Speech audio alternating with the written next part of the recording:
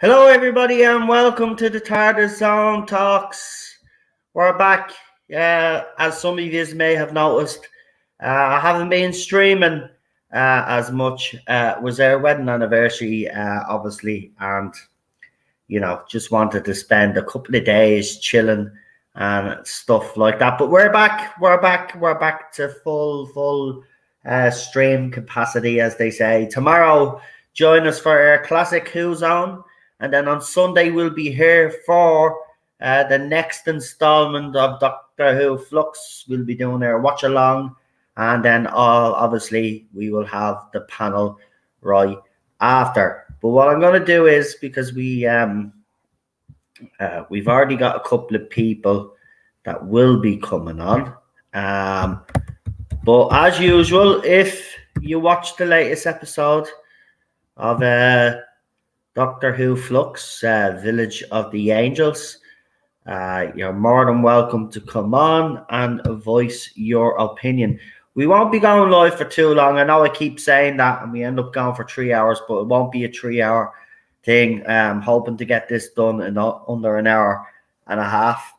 It'll depend on how many guests we actually have on tonight. With it being Thanksgiving and all of that, the holiday season, we probably won't have as many people on as we normally do. I've noticed that the week leading up to Thanksgiving and also the week leading up to Christmas, everybody is going to be busy. So what I'm doing is I'm just sharing the link to someone who I know is definitely coming on. So there we go. So the link is sent there. Right, now back to business. Let's see who's in the chat. Let's see who have we got. The notification of YouTube, my channel, only came up now. I'm live over 3 minutes, you donkeys. Anyway, we've got Robert Payne in the chat. Cinnamon Toast Crunch in the chat. We've got Laura Thought in the chat as well. We got Michael Hugh in the chat. Sigma Later, PD Rich, and the classic 80s fanboy. We got 24 people watching right now. You know what to do. Hit that like button. I would say hit the dislike button, but it's not showing up anymore because YouTube think they're protecting us and all of this. But whack that like button, and don't forget to hit that notification bell so you don't miss any of our streams. High Desert 004 is in the chat also. So, I just want to check with one more person and see if they're going to come on. So as you know, Marty does find little snippets of information, and he has found some information which we will get into a little bit later on.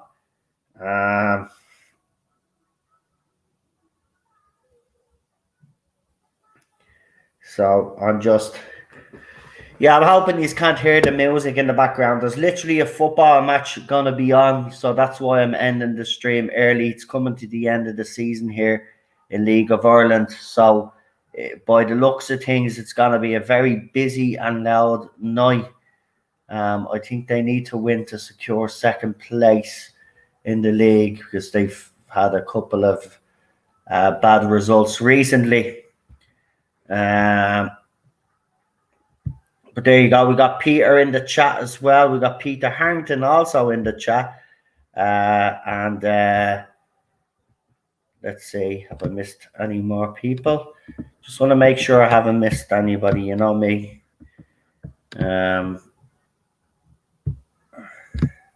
Well, when you live outside a football stadium, there's nothing you can do about it. So, unfortunately, that's just the way it is. Yeah, I think I've gotten everybody.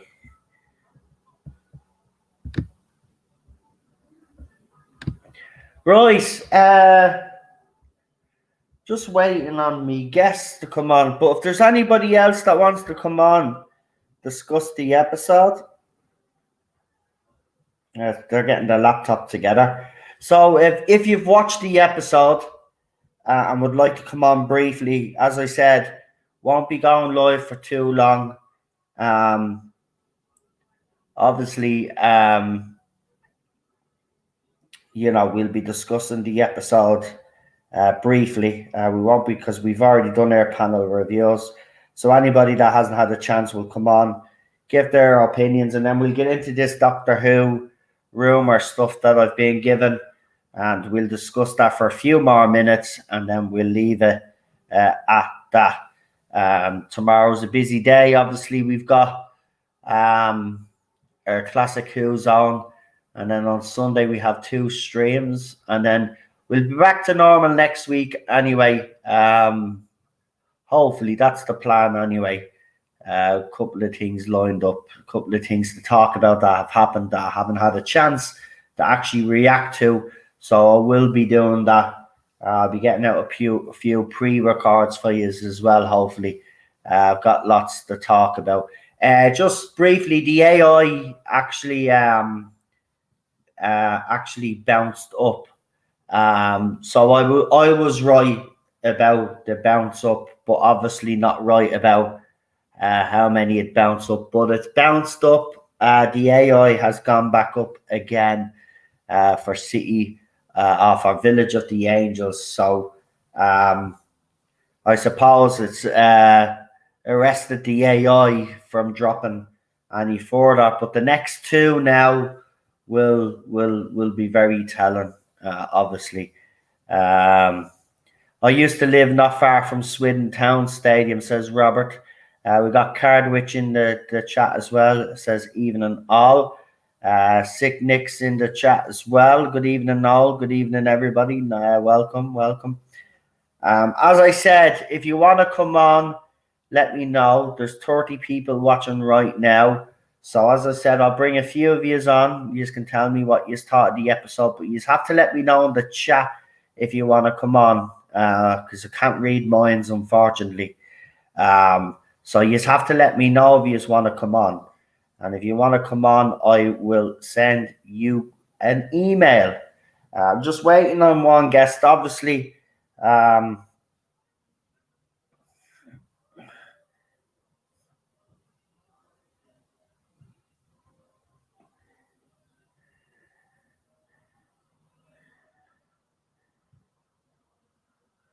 Hold on, just got a message. As I said,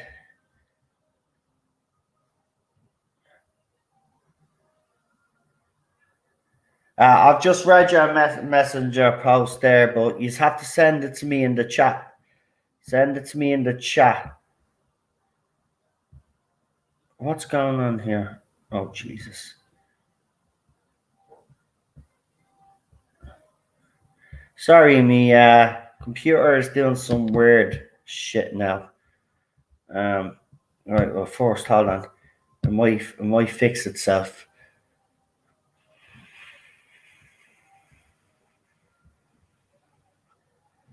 Jesus.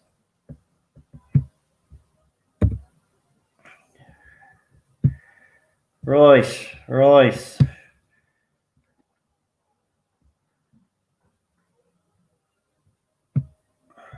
Right, let's hope now. All is good here. Cinnamon says he's happy to come on. Yeah. Send you an email now.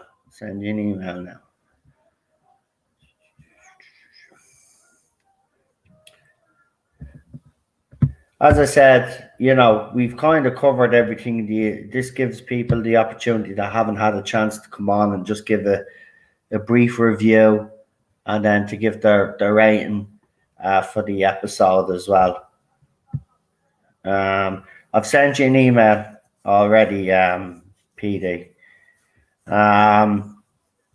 Lex the Penguin Soldier is also in the chat. Welcome, welcome, welcome. We got 33 people watching right now. I haven't said much, but thank you very much. We will get into the nitty-gritty of it. We're just waiting on our guests. Some are powering up the laptops and stuff like that.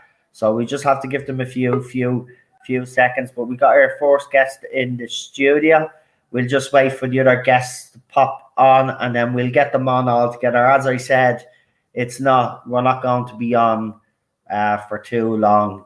We'll get the guys on that have come on to discuss what they thought of the episode, give their rating. We'll get into the Doctor Who rumor stuff that Marty was able to find.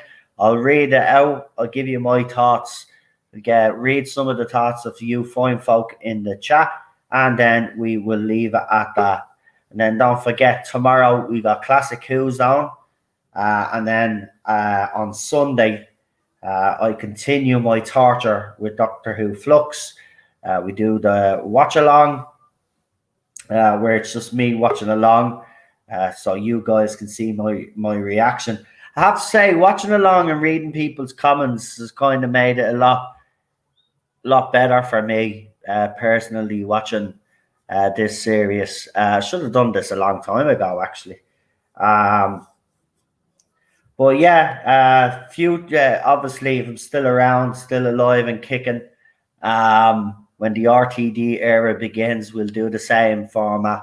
Seems to be pretty popular with everybody, so we'll keep it going.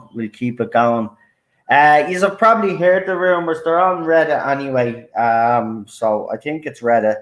So as you know yourself, I would take this with a massive pinch of salt. But we'll leave it there for now, because obviously we want to get into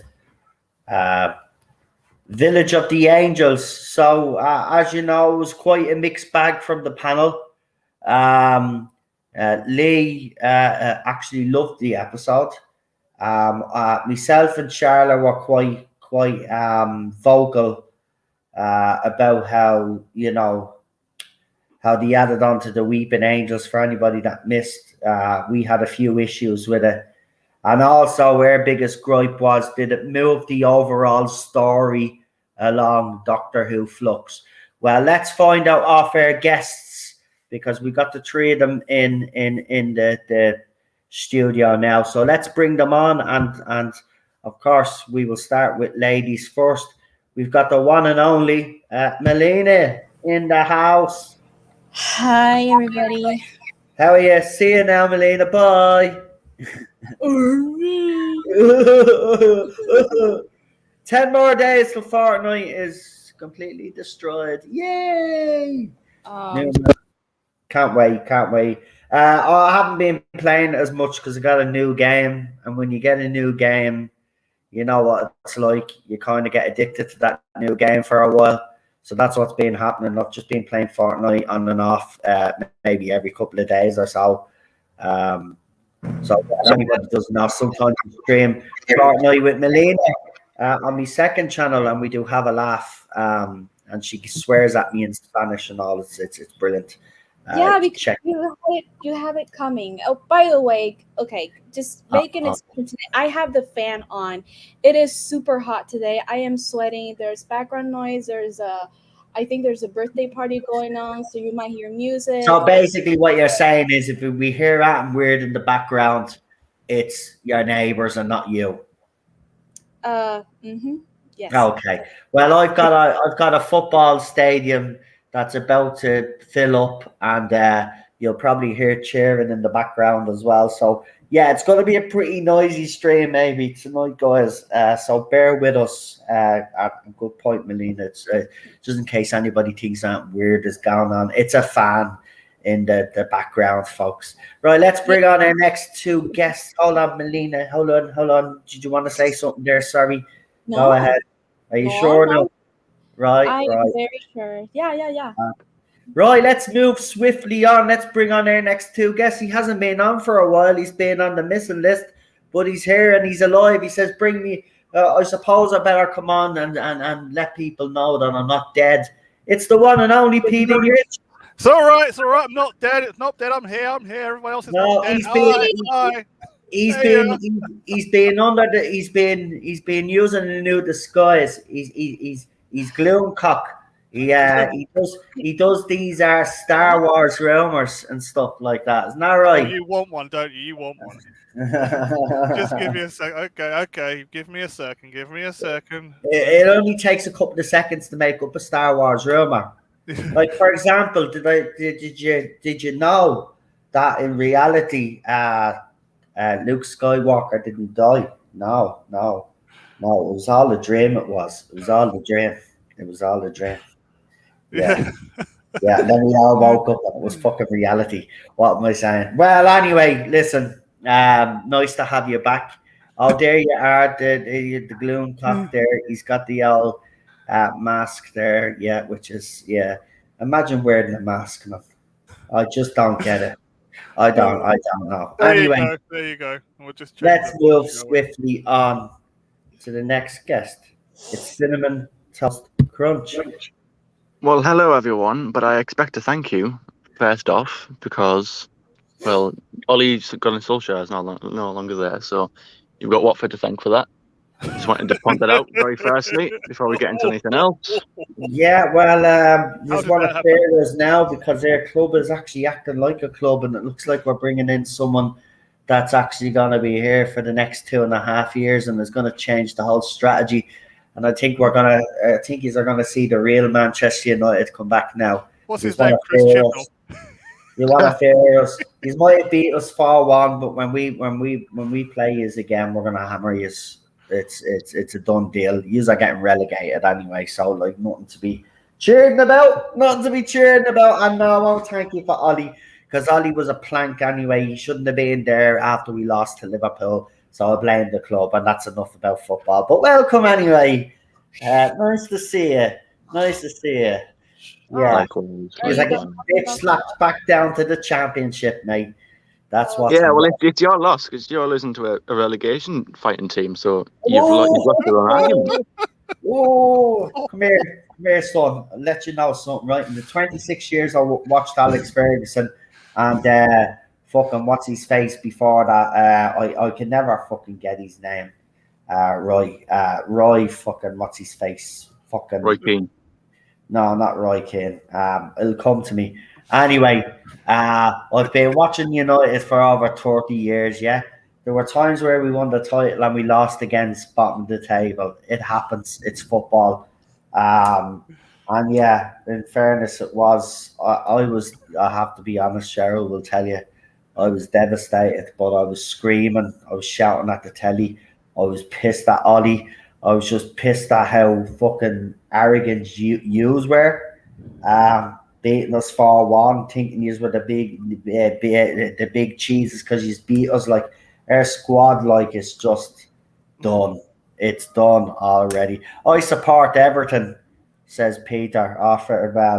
Well, Everton is the club in Liverpool that wish they were Liverpool. Yeah. Can't really complain. You know. Right, anyway, I support that's great. I support Manchester United, and being a Manchester United fan for the last 7 years has been heartbreaking. So that's enough of football anyway. I'm going to leave it. Someone says that they like Doomcock. Listen, you can like all the YouTubers you want, right? At the end of the day, right, I see certain people for who they are. And yes, might be a nice person, but I don't have time for people that manipulate situations to grow their channel and use the sadness of Star Wars fans. And I'll just say it out straight. I've called them out on Twitter out straight as well. His last two videos were schizophrenic. 1 minute she's leaving, then she's not leaving, then she's leaving. Jesus. Look, he's being butter and see. This is the thing. Gary walked away Go back and look at his YouTube channel the last few months. He's already been softening his all up to the idea that Kathleen Kennedy is being stained because that's what they do. Now, listen, if you like his content and you like all the other shows that he does, that's fine. I have no problem with that. I just don't like someone that takes advantage of Star Wars fans and puts out rumors when he knows that they're not even true. And you know, even I have a high success rate on this channel, like, you know, and you have seen that for yourselves, right? Even I Rabbi don't, says you got a high success rate. yeah. So Praise look, comes from Rabbi. I've always said this, right? I said this last year, and I'll say it again. Either someone is pulling Cox's legs, and giving him all of this information and passing it off as source news. But I can tell you now, if you go back and look at his channel, not one single Star Wars rumor has he ever put out that has actually come true at all. Not one, not one. And then when it doesn't, he moves the goalpost, and then he says, "Oh, I got more sources that confirm what the other sources said." Then an article. But now I have a rumor for you. And then it's a an very article will good come rumor. out. And Shut up, Gloomblock. will massage his ego and say that he was right. But yet none of this has ever been confirmed by Disney. This is how it works, right? And I explained this to them, and I'll explain it again. You receive rumors of multiple sources or whatever sources, right? What you do then is it's up to you as the individual YouTuber to put that out, right? But you put it out the way you've received it. But at the same time, you always must tell your audience. Yeah, exactly. Take it with a pinch of salt. And now he's doing that lately because he was being called out left, right, and center. Bottom line is this. Until Disney confirm anything that he has said, not one thing has he got right. Same with me. Exactly. Right? Exactly. Same with me. Right? When I put out rumors, unless it's either confirmed by BBC or it never happens, then that's when you'll know. Right? Some of the stuff that I've put out there, I'm not going to say all of the stuff because it's not true. Of course, I'm hit and miss. Everybody is. You've got another one right recently, no? Yeah, I know, but I don't. Play the doctor, but she wasn't. Yeah, but I don't. Look, I don't bring it up anymore. I used to revel in that, but I'm so used to these sources actually coming to fruition now at this stage that, you know, I don't make a big deal out of it anymore. At the end of the day, as I said, it might take weeks, it might take months, you know, but at the end of the day, BBC will either come out, either confirm me rumors, or it'll never happen. And that's how you do it. Right, you don't then say, "Oh, I've got sources that back up this, that doesn't." That's no. I could see right through it, and I'm sorry. You know me. This is why you all support the channel, because I don't hide. I don't hide. You know, and I tell it as it is, and I don't like bullshitters. And you know, at the end of the day, no, it's just you know, it does that. Look at when he did the Doctor Who rumors, right? And when I watched that Taiwan, video, when I watched that video, I laughed, and that's when he lost all credibility as far as I was concerned. So look, if you like him, that's fine. I don't sub him anymore, and I don't follow him on Twitter anymore. You know, at the end of the day, you know, I see it for what it is, and I'm not going to shy away from it. And if I think someone is doing something they shouldn't, then I'm not going to support them. But if anybody else out there wants and thinks that he puts out great content, that's fine, fair enough. I even had someone try to justify it to me saying, well, his content is entertaining. Okay, yeah, that may be true. It is in many ways. But at the end of the day, he's lying. Exactly. Or he's receiving information that's bullshit. So either way, it doesn't look good. Give me one rumor that he's actually put out there that was true. See, again, someone saying the Indiana Jones stuff might be true, but we've heard that there's problems with the Indiana Jones production from day one. So it doesn't take a brain box then to go onto their YouTube channel, put a mask on, and then start coming out with bullshit rumors. Right? And I watched a stream the other night, and someone has actually exposed his sources. And usual 4chan and all of these other places. Yeah, Mr. 4chan and Mr. R-Edit, yeah. So I don't really care, you know. At the end of the day, I speak my mind. I don't, you know, I could very easily have went down that route to grow my channel, right? But I didn't. You look at, yeah, we do rumors on the channel, but do I talk rumors every single day in every single video? No, we do watch alongs. We have other streams, right? But I could do what they're doing and then come out with bullshit Doctor Who rumors every fucking day. oh, now Pierce Wenger has decided to pick his nose and now came the new doctor or something like that. Right? You know, I could very easily do that, but I won't because that's not who I am. I get legit fucking source information and I Clickbait, put it isn't out it? there. And whether it comes true or not is irrelevant to fucking me. I get received it, I put it out there. And again, as PD rightly mentioned, even stuff that we've spoke about months ago is at the coming to fruition. But don't make a big deal out of it anymore because at the end of the fucking day, people know what I'm all about on this channel.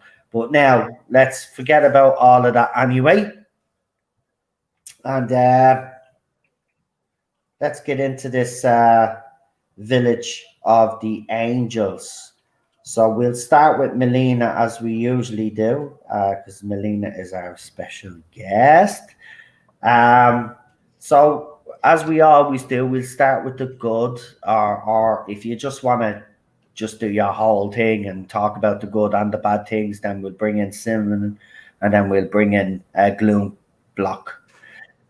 Block. Right. Anyway, Melina, go ahead. Let us know, what did you think of Village of the Angels? Well, I literally just watched it. My plans today was to clean and then watch the episode because I couldn't watch it last weekend. So I took the opportunity because I almost drowned myself in bleach while cleaning the bathroom. I almost suffocated. So I was like, okay, fine, then I'll take this moment to watch Village of the Angels. I did not love it. I did not hate it, but did not love it. The story was good. It's just that it's hard to enjoy when you have bad acting. I could not. Jodie's acting in this episode was absolutely horrible. I don't know. I didn't write it down. I don't know who the hell is the director. Who was directing them? But what the fuck? Jodie was acting like a caffeinated like chipmunk. In fairness, that was brought up in the panel. If this was a different doctor, Melina, someone said on the panel, if it was a different doctor, this story would have been 10 times better. Would you agree with that statement? Yes, absolutely. And I'm getting there. I am getting there. Let me tell you something.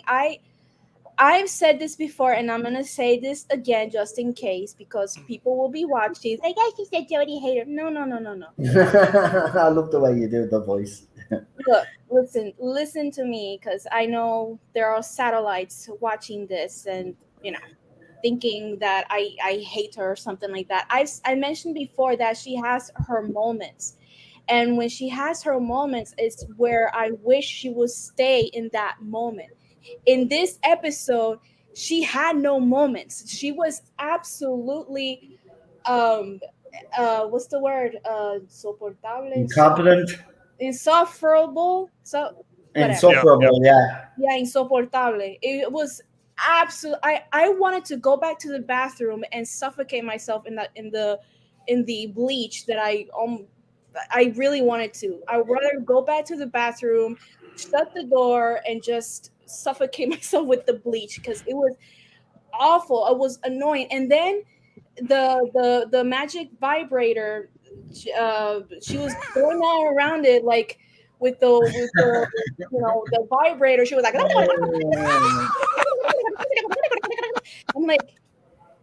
I'm like, girl, what the fuck? What did she drink?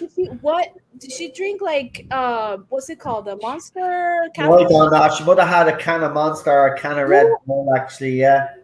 Who the fuck was? I want to talk to the director. I really don't. I don't know. Like I said, I'm not from the UK. I don't know any of these actors. I don't know the directors. I don't know anybody there. But what the fuck? I mean, I'm either it's Chimnos or is wait. My cat almost. Do you know what's startling about her? Is her acting is so inconsistent. One week we're kind of not when she's winning us over. She'll never win us over. But when 1 week when we give her praise for actually doing something good and starting to kind of feel a bit like the Doctor, then in the next week episode, she's completely the opposite. She's back to the Jodie Whittaker's Doctor that we hate, the one that's all hyper and she's trying. We had a line that was Matt Smith's, man. That was a blatant Matt Smith line, and she said it, and I was like, "You ain't Matt Smith. Stop." No. It's like she was like Scrappy Doo, like the like. I was like, girl, calm down, and it bothered me because I was like, where's the direction? I felt like there was no direction. I felt like they just put on the camera and they say, here, Jodie, say these lines as fast as you can because, you're the Doctor and you're excited about discovering something, and that's it. And she was just everywhere. She was like, I don't know, she was just jumping all over the place and with her fucking vibrator going everywhere. And I'm like, what the fuck? And then John Bishop, he was awful in this episode. I was liking him in this previous episode. He was just bad, and Jazz was horrible. All of them were horrible. The only people I actually liked was the Professor Jericho. Jericho was great. What? Let me tell you something. That Jericho, he acted more like the Doctor than Jodie. I actually would have preferred him as the Doctor. That guy was great. I loved him. I was like, hey man, like they should switch roles. And Claire, was it Claire? Yeah, Claire, that chick, she did pretty well. But the everybody was awful. The little girl, I couldn't stand that freaky little girl. She was just standing there. And Dan and Jazz, they were like, okay, if anybody has seen the cartoon Ed and Eddie, there's this character named Johnny 2x4 and his best friend is Plank. So Dan is Johnny 2x4 and Jazz is Plank. That was them. That was their dynamic. I was just gonna say the thing you brought up, John Bishop. He was the most disappointing in this episode. Absolutely. Because his acting was like acting like a 10-year-old. It was so bad.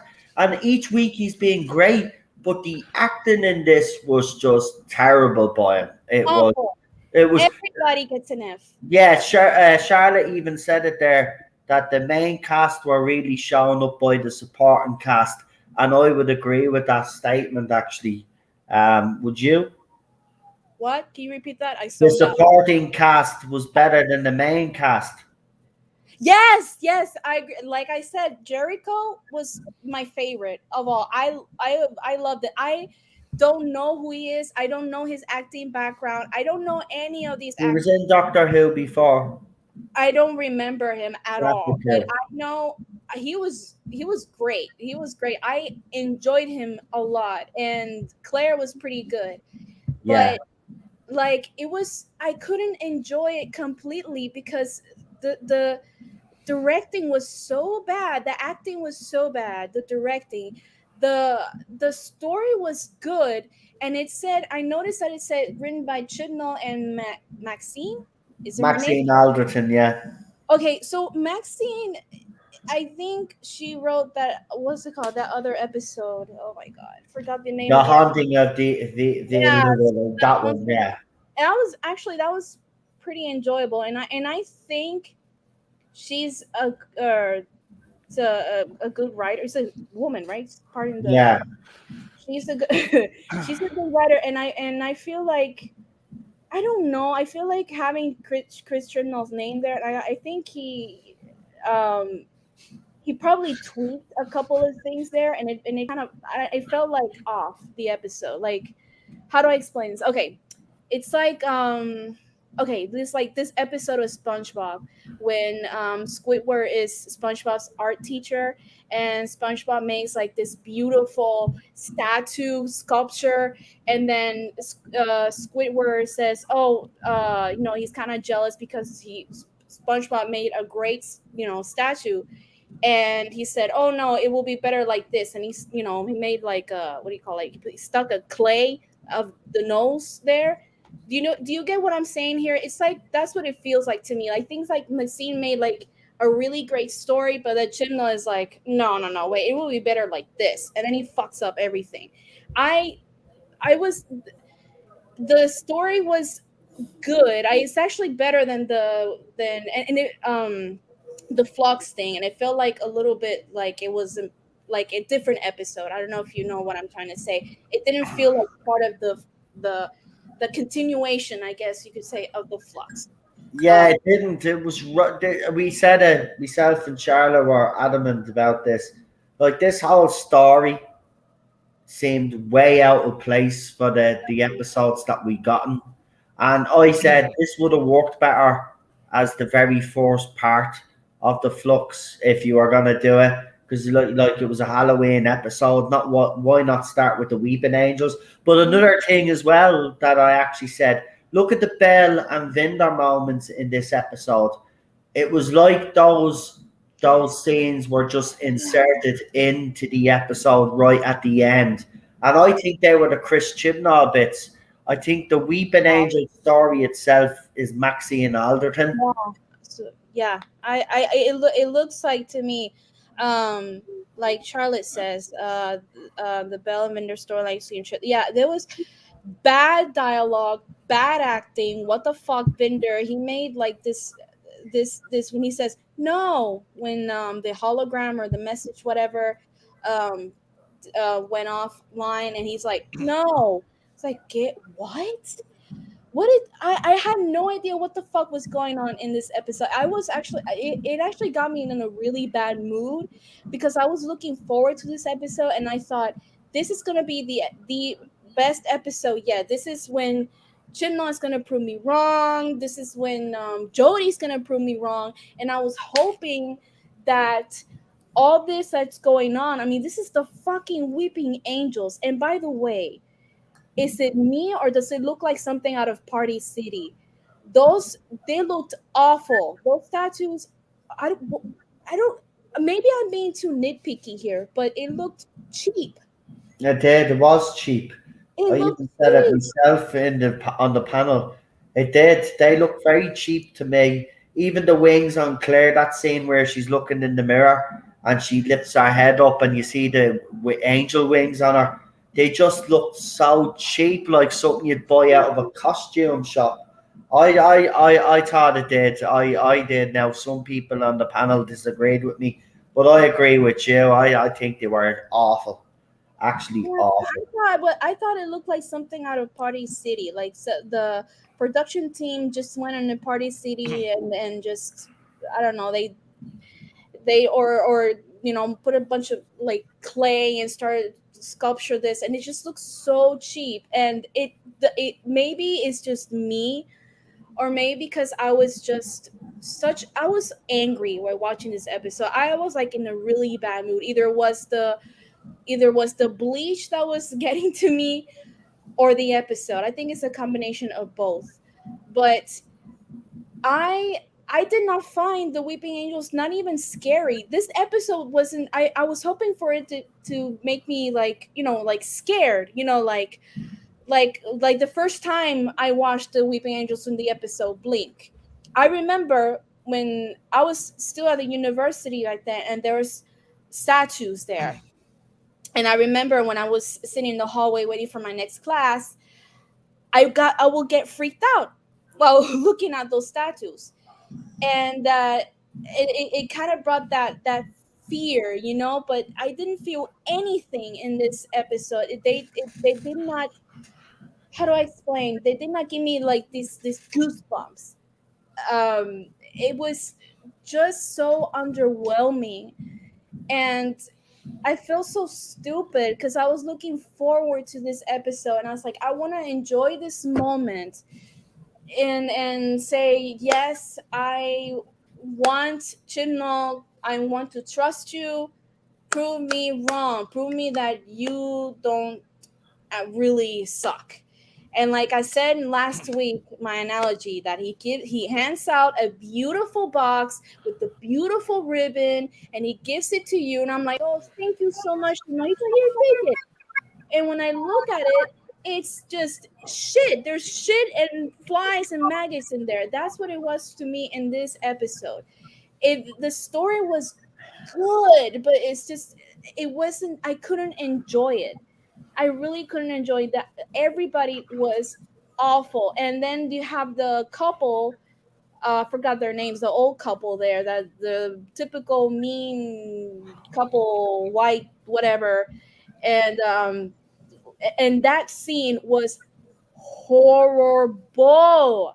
I was pulling my hair. That part when John Bishop was like, don't move in front of the statue. And then Jazz is standing there. I was like, what is this? What is acting 101? And then the little girl just standing there, and it felt like an after school special. I mean, I've seen better acting in back in the day, my middle school, than this shit. What the fuck? And I was like, what happened to you, John Bishop? I was rooting for you. What happened? Was it him? I don't think I want to blame him completely 100%. I'm going to say that it's find me the director. I want to know who the fuck is the director. I want to know who the fuck is the director, because I mean, this was so bad. I know Jazz is really bad in acting, but she was doing okay at the beginning. But then in this episode, all she did was just stand in there with her eyes, and then with the single tear running down her cheek, and then the John Bishop, just like everybody is just like standing there, and I couldn't stand the little girl. I was hoping that the angels would take her away, because she was just there being fucking like Damien, like the Omen, there just standing there. Yeah, I like that though. I have to say, I thought the little girl was one of the best parts of the episode. She did have that sinister look, and she did freak me out a little bit. She did. She annoyed me. She fucking annoyed me. I don't know. You know what I liked better? I think the chickens. I think the chickens that in that scene when they're on the table, I think those chickens were better actors than all of them there, with the exception of the actor who played Jericho and the actress who played Claire. Those were the only two things that worked. I just wish that it was just Maxine in who wrote this, and not fucking Chibnall, planting a big pile of shit on her story. Yeah. Everything up. And I wish it weren't, and I'm sorry, is this gonna sound mean, but I wish it weren't Jodie in this episode. I could not stand her. She is definitely, look, she has been an improvement in this series overall, but this episode for me and for a lot of other Doctor Who fans justified why we've had such why we've been so against Jodie Whittaker's Doctor. This episode just proved how miscast. Someone said it in the chat there. I agree. It shows how miscast the woman actually is, and it's sad because she should never have been put in that position in the first place. But can I get a rating off you? Because I want to ask you there two lads their opinions, and then if there's anything else you've missed, I'll let you at the end before we get into the Doctor Who rumour stuff that I've gotten off Marty that I'll be reading out. So what would you give this episode out of 10, Melina? Because I know me and you in particular picked this episode up 2 weeks ago because we were looking forward to this Weeping Angel story.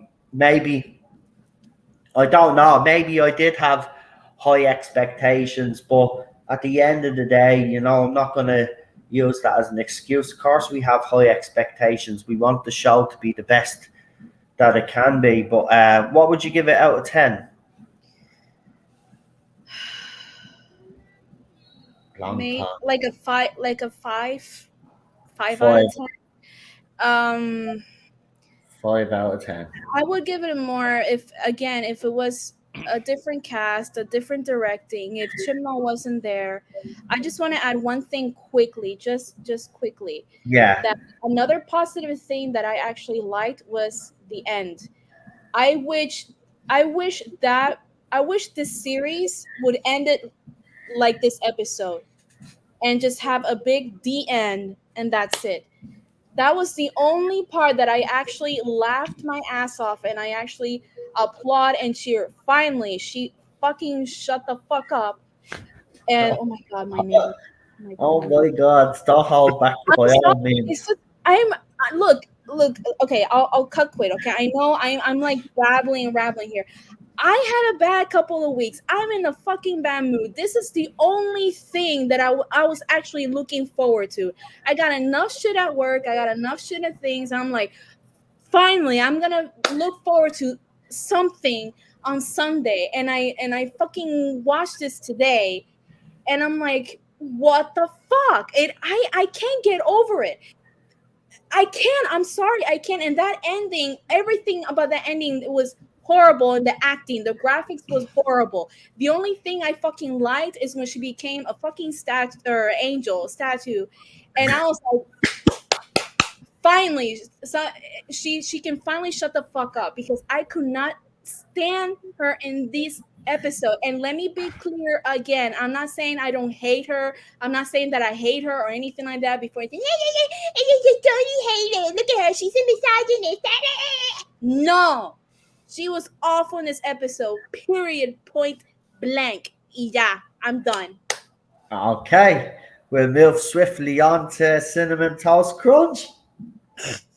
Can I even top that? I don't think I can. But go ahead anyway. Give your opinion on what you thought of the episode anyway. I think I'm going to be one of the. I don't think I'm going to probably be the only one. I think I know Lee liked it, but I'm actually going to go as far as say, and it's going to be a bit of a shock, but I think I loved it. I actually quite enjoyed it. Maybe love's a bit too strong, but I actually really enjoyed it. I liked it. It was it felt like almost like a Moffat episode. I agree. I personally didn't see an issue with the acting. I think Dan didn't have enough to do, but maybe I wasn't paying attention. Maybe I'll have to give it another watch. But a lot of people are saying that the acting could have been better. I have to check it out. Yeah, I have a lot of positives. I like the creepy factor. Now, when I say creepy factor, don't mistake me for thinking that it was creepier than Blink. Absolutely not. Blink is a whole different pedestal. But I liked it. I think one reason why I liked it was because, yeah, like you say, it did feel like, in terms of the Flux storyline, it is like in its own separate storyline, isn't it? It was a very secluded episode, wasn't it? It didn't really connect well. The only time it really connected with the other was with Belle and the guy from In-Betweeners, Neil, and they're on that planet, and she saves him. Apart from those scenes, which I feel, well, then again, even those scenes, I feel like they're just slapped on. They're a bit of they feel like an add-on. I was saying this before with Belle's character from a previous episode. How I felt like a lot of their scenes were just sort of thrown in just for the sake of it. I think yet again, I feel like I haven't really seen much of their character development yet. I know it's still only 2 episodes in, but all we know is that she saves a guy, but that's it. And he's a bit annoyed about it, but that's it. Like, you still don't know. Well, unless I've missed something, I still feel like I don't know anything. I know next to nothing about it. But yeah, like even the design of the Weeping Angels, I think it's when you said there they look a bit cheap. I agree. In that bathroom scene, it looks like a Snapchat filter when the wings start sprouting out from the back. I wish it could have made it like stiff. They were moving. I thought, okay, they don't move like that. Maybe it was just nitpicking, but I thought that looked a bit weird. But the whole now people might slate me for this, but I did get quite like a the Curse of Fenric sort of vibes from it. You know, it's near a seaside. It's like right near the beach. It's like under siege. You know, they're trying to break in the angels. That was the sort of impression I get. Obviously, I think the Curse of Fenric does it slightly better, but like don't know. There's a lot of. I feel like I came away from it from a good positive attitude. I felt like me personally, I can't speak for anyone else, but I generally thought that was probably one of the better episodes. Well, I say better episodes that he done. It's probably Maxime Alderton, like you say. I feel like I agree. He probably just chipped in his bits with his scenes with Vinda and Belle and she did the other Weeping guy. Angel story. Yeah, I think the actual story of the Weeping Angels, I think that was all down to Maxine Alderton, which is good because the other episode that she wrote, the village of Diodati, I think. Yeah, I think that was another one that I thought was fairly decent. She seems to have a sort of gothic horror vibe, if you notice from those two episodes. It's a house and it's raining and it's all foggy and all dark. So I get that whole vibe. That sort of adds to the feel of it. Yeah. As far as Yaz and Dan, that's another thing that I want to mention. I've always said, and I feel like a lot of people have always said that, Yaz is a police officer, and we never see her use any of her skills. We never see her use anything. And I feel like in this series, we're starting to get more of that. Too little, too late, but at least it's here.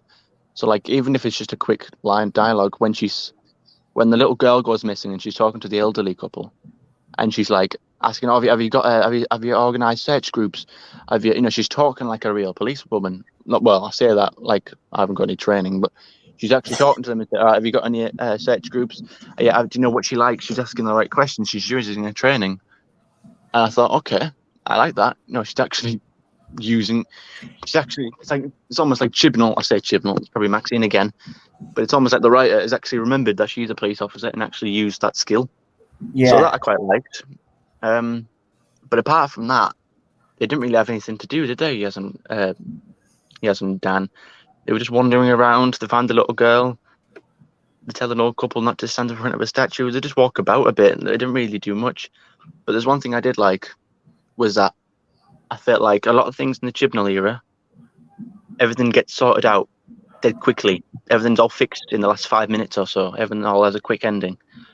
And if not that, then there's no risk usually. I feel like there's always there's no consequences, like, it'll all get sorted out in the end, everything's all going to be fine. But in this episode there wasn't. There was consequences to possibly the Doctor's actions, and there's consequences to the story, because now that we know from next week's trailer that the Doctor, that Yaz and Dan have been there for 3 years, is it? So that's and that was quite unexpected. I didn't think that was going to happen. So I like that. I like the risk. I like that there's actually consequences. I like that. I actually quite like the cliffhanger. I thought it was quite good. I like the CGI effects as well, and all the visual effects of the village being like, was it hanging in space or separated in space, and they walk off to the cliff edge and there's all the stars. I quite like that. I think that's another thing, is that I know I've criticised CGI and the effects in some cases. So in some places it looks bad, and in other places it looks good. I think possibly because obviously I think an episode like this where it pans because of the particular shot where it pans over the sky and you can see all the effects. I think it has to be better, because if you're looking for something for that long, that distance, you better be good.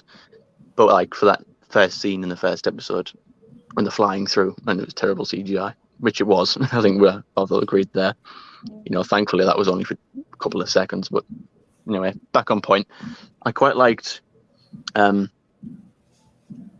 else was that I liked? I liked how they stayed in touch with the Weeping Angels, using all the people to talk to the Doctor, like they did with Angel Bob in Series 5 with Matt Smith. I think one thing maybe if someone can clear it up, were they talking to him through the TV or something, or what was all that about? Because at first I thought, was that the actual Weeping Angels talking? I thought Chibnall better not be doing that, and then I realised afterwards, okay, they're probably just using sound waves from the TV to conjure up a voice. But I don't know, I felt like, and I think you said to me like you didn't like the way he handled the Weeping Angels. I'll let you elaborate on that in a minute. But I felt, which I was worried because I absolutely loved the Weeping Angels. I remember watching Blink and falling in love with the concept of that villain, as I'm sure a lot of people did. And I was hopeful and I was a little bit worried because I remember seeing before I watched it, because I watched it like a day later, and I seen an article, and it was like basically slating Chibnall or something. He said, "Oh, the Doctor Who has changed the Weeping Angels forever," and that got me worried a little bit. I didn't click it, I didn't read it. I thought, "Oh God, what have they done?" But then I read it. I watched it. Sorry, and I don't know. I felt like I was content. I was personally happy with what I saw. Even the scene where they're all in the cave and they're all the arms, Weeping Angel arms, are all coming out the walls. Bit of a rip off from Matt Smith when they did it when they were walking through the caves. But I know I like that. Maybe it's just me, but I thought I saw a lot of positives to this episode.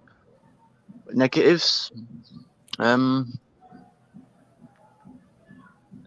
suppose, yeah, you could say, like I mentioned, there was Bell and Vinda just throwing in a little dialogue, or a bit cliche. Oh, about to tell you where I am. Oh God, no! It cuts off. But no, maybe that's just me picking up. I am genuinely struggling to find things I didn't like about it. There probably are some, but yeah. What would you give it out of 10? I would probably give it an 8.5. Okay. We go next to PD Rich. Best ending ever. I was just there laughing at my TV for like an hour after that one. Yeah. Oh, I just wanted to throw that into a stone chipper to see what happened. I just want to know what her face looked like behind her hands. I bet it was all contorted. Oh, I wanted to see her get like her bloody comeuppance for ages. Yeah, well, generally the episode, I thought it was all right. I didn't think it was bad, but I didn't think it was brilliant. I just thought it was kind of a cool kind of, cause and effects kind of episode and timey-wimey episode. But the problem is we had a timey-wimey episode last week, so we have another timey-wimey episode. If you know what I mean, Noel. Yep. Yeah, another timey-wimey. But I did like having old Jacoby Gibbs in there. I do like old Kevin McAnally. I think he's a great actor. He was brilliant in it. But let's go back to Melina's comments. She was, Jodie was bouncing off the wall like a hyperactive David Tennant impersonator. She was insane in that episode. She's just like, she's just going crazy the whole episode, waving a bloody sonic screwdriver around every 5 minutes. It's like, oh God, would someone just strap her down to a chair or something and just let her burn herself out? Oh, she was just insufferable in that whole episode. Oh dear, yeah. But it's like, as I said, it's nice to see Yaz finally doing her job. It's only taken about 2.5 years, and she's finally doing her job, as Cinnamon said. So that's a nice thing to see. But it's like, I just found it a bit weird in places, just a bit distorted. It was like it was a good episode. It was like, literally, it felt like Moffat was like kind of ghost writing it along with Maxine Alderton, and Chibnall was just putting bits and pieces in, like the bit with the in-betweeners guy, which didn't make much sense. But it was just a bit weird in places. But I don't think it was as good as last week's episode, but I think it was good, and I think we are getting a bit better. It's kind of like, Chibnall's giving us his absolute best, and it's mediocre at best, but, it's just get it over and done with. But as I said, that ending made me laugh for hours. Oh, I just would love to see her face behind her hands. Oh, anyways, will we see it next week? I don't know. I haven't even. I saw the trailer, but we didn't see her feature in the trailer. So I wonder what's gonna. I just want to see if like an Arnold Rimmer kind of look behind her hands. I seriously want to see someone just go over and push that statue until it shatters and it regenerates into something better. God. Oh. Well, it's obviously not going to happen because she's going to be in the specials and then the centenary. So we do know that she'll get out of this somehow. But I think the biggest gripe is around the Weeping Angels is that it was felt by some on the panel that the Weeping Angels somehow have been diluted now because basically anybody now can become a Weeping Angel, like sort of thing. So it may not have been an origin story, which a lot of us were we're obviously worried about, but it kind of has added this thing to them, which it doesn't sit comfortable with me. You know, it's this whole mystique about the weeping angels, and now it's kind of like, well, if anybody can basically become a weeping angel, well, then, like, you know, Yeah, we it kind of just found that kind out of in Time of the degrades them a Angels. little bit, or whether they're former Time Lords, which Yeah, would that's the problem. would have would be a interesting thing to do, but not under this current showrunner. No Yeah. way. No, this No, era. No. this era as well. Yeah. If RTD was going to explore the Weeping Angels more, then I would say yeah. But again, I don't want an origin story. You know, I don't like even some of No. the elements that were added to the Weeping Angels, like talking through the TV. Again, no explanation. See, this is a lot of things. Like he added a lot of things, and they haven't been explained. I think he hyped up a lot of things from Time of the Angels. There's a lot of things in there from Time of the Angels, but they were hyped up to 11, if you know what I mean. Yeah, Oh, remember this bit from remember this bit from that episode? Oh, we're going to turn it up to 11. Oh, isn't that cool? And it's like, not really. It's just being hyped up. I thought that was my yeah. problem with it. I was really looking forward to this episode, and I just felt let down by it. Yeah, it was a bit And of I a still letdown. do. I still do, even if even since last weekend. Obviously, I'm still feeling the same now. I thought I'd feel differently about it, but no, I'm actually really rather disappointed.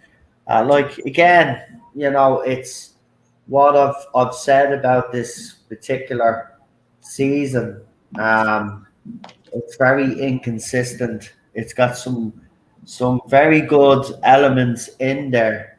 The problem is that you've got a showrunner who's just clueless about how Yeah, to use exactly. sci-fi, and that's where the downfall is. Like he's good at all the drama stuff in it and stuff like that.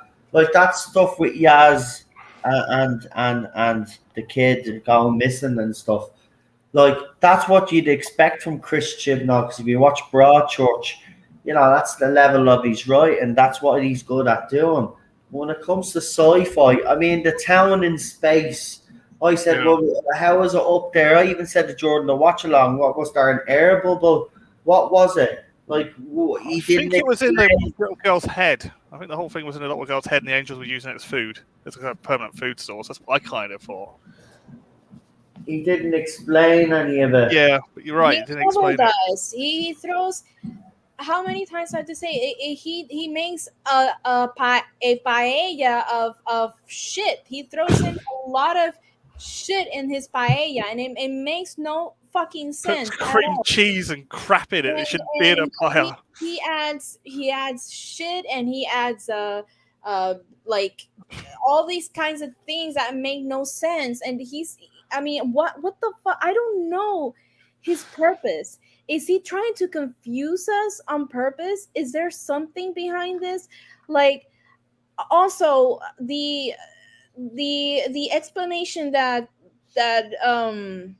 Jody gives in some of the things, like the beginning, the scene, her first scene that she's in with the TARDIS that she has to reboot. I did not understand not one fucking thing she said. I was like, I know English is not my first language, but come on, this is what the hell are you saying, woman? And between the awful background noise, the and she's like, it's like, whoa, wait. I had to pause it, and I had to rewind, and I had to put on subtitles and pause it to read it carefully. Okay, she has to reboot the TARDIS. Okay, that's it. It was so bad. Everything was so bad. I'm sorry. I just cannot get over. You know what it's like to be excited, waiting for a week for this episode and looking forward to something, and having a fucking nerd boner all week saying I cannot wait for this episode to satisfy my nerd boner. And when you fucking watch this episode like I did right now, It was it was like blue balls. It completely left me dry, and it left me completely like not satisfied. Like, what the hell? This story needed Viagra. Those actors needed. No, I'm serious. It needed Viagra Oh because yeah, I it think did you're not right. satisfy me at all. It was like it's off. That's why I'm so pissed, because I was looking forward to this episode and I wanted to for Jodie to keep going, because like I said, when she had her moments, it's like, please keep that, please keep that. And I just googled, the director's name is Jamie. He directed a couple of episodes, including the Timeless Children. And Yeah. I was like, okay, Jamie, why? What happened? Did you just give up? Did everybody just give up behind cameras? Because it was so bad. It felt nothing. All the acting was bad. It was so it did not help. And I'm thinking, not there are good actors. There are actors who don't even need directing. That, take it, I don't know, Johnny Depp. Johnny Depp is a great actor. Robert Downey Jr. There are actors that need directing. Kristen, what's her name? Kristen, the girl, the chick from Twilight, whatever her name Kristen is. Stewart, yeah. Yeah, that girl. She has the reputation. Oh, she's a bad actress. She's a bad actress. She's not a bad actress. I mean, it's just the Twilight thing. It's been bad, and she's not. She does what she can, but if she's in other films, she can be pretty good, and with good direction, she can pull it off. There are certain directors like Quentin Tarantino. He can make a good good actor really shine, or an actor shine. And I felt like in this episode there was no connection. Do you see what I'm saying? It felt like, I don't know, it just felt like, here you go, here's the script, just read it. Okay, pretend that the statue is right there. How would you react if the statue was there and the evil white old couple are there? What are you going, how are you going to react to it? And that's it. And they just like roll the camera, and that's it. Like, I didn't feel like, okay, um I want you to do this, or like, it felt like, it felt nothing, and it really disappointed me, and it got me so angry. And I'm doing this, I'm not trying to be mean, but I was actually rooting for you, Mr. Chibnall. I really was. And I was rooting for you, Miss Jody. And I'm not going to 100% blame it on Jody. I'm not. But I really, really, really wanted to like this episode. And he started out pretty good. He started out, strong. Jody was doing okay, and I thought she was an improvement. But then in this episode, it went like backwards, and it went worse. And I was so sad about John Bishop in here. It's like, what happened to him? What he became another plank. He became a Johnny Oh Two. yeah. It was the most awful thing ever. And um the soundtrack was bad, dull. The audio was, for me, I don't know, the audio was too loud. It was too, how do I say, it was just, it felt like too loud. Do you get what I'm saying? Like, every time they talk, like, for example, like that scene in the Tardis, like, I didn't understand what she was saying, between her talking like a fucking chipmunk and the background noise. I didn't understand what the fuck was going on. I was like, what, que es esto? What is this? What are you saying? Everything was so bad. And I I don't know if I can actually take another episode. This is episode what, 4? We're Yeah, two we got two more episodes, to go. we got 2 left. We got the specials left. I am hoping, I am actually hoping that, again, in this next episode, it will be better. But given that I gave him and Jody and everybody a chance, and I was completely let down. maybe I'm talking out of, how do I say? Maybe I'm being too raw because, like I said, I just watched the episode. I'm just fresh out of watching it. But why such a fucking letdown? And I'm glad that some people enjoyed it. That's great. I wish I could join in that boat. I really do.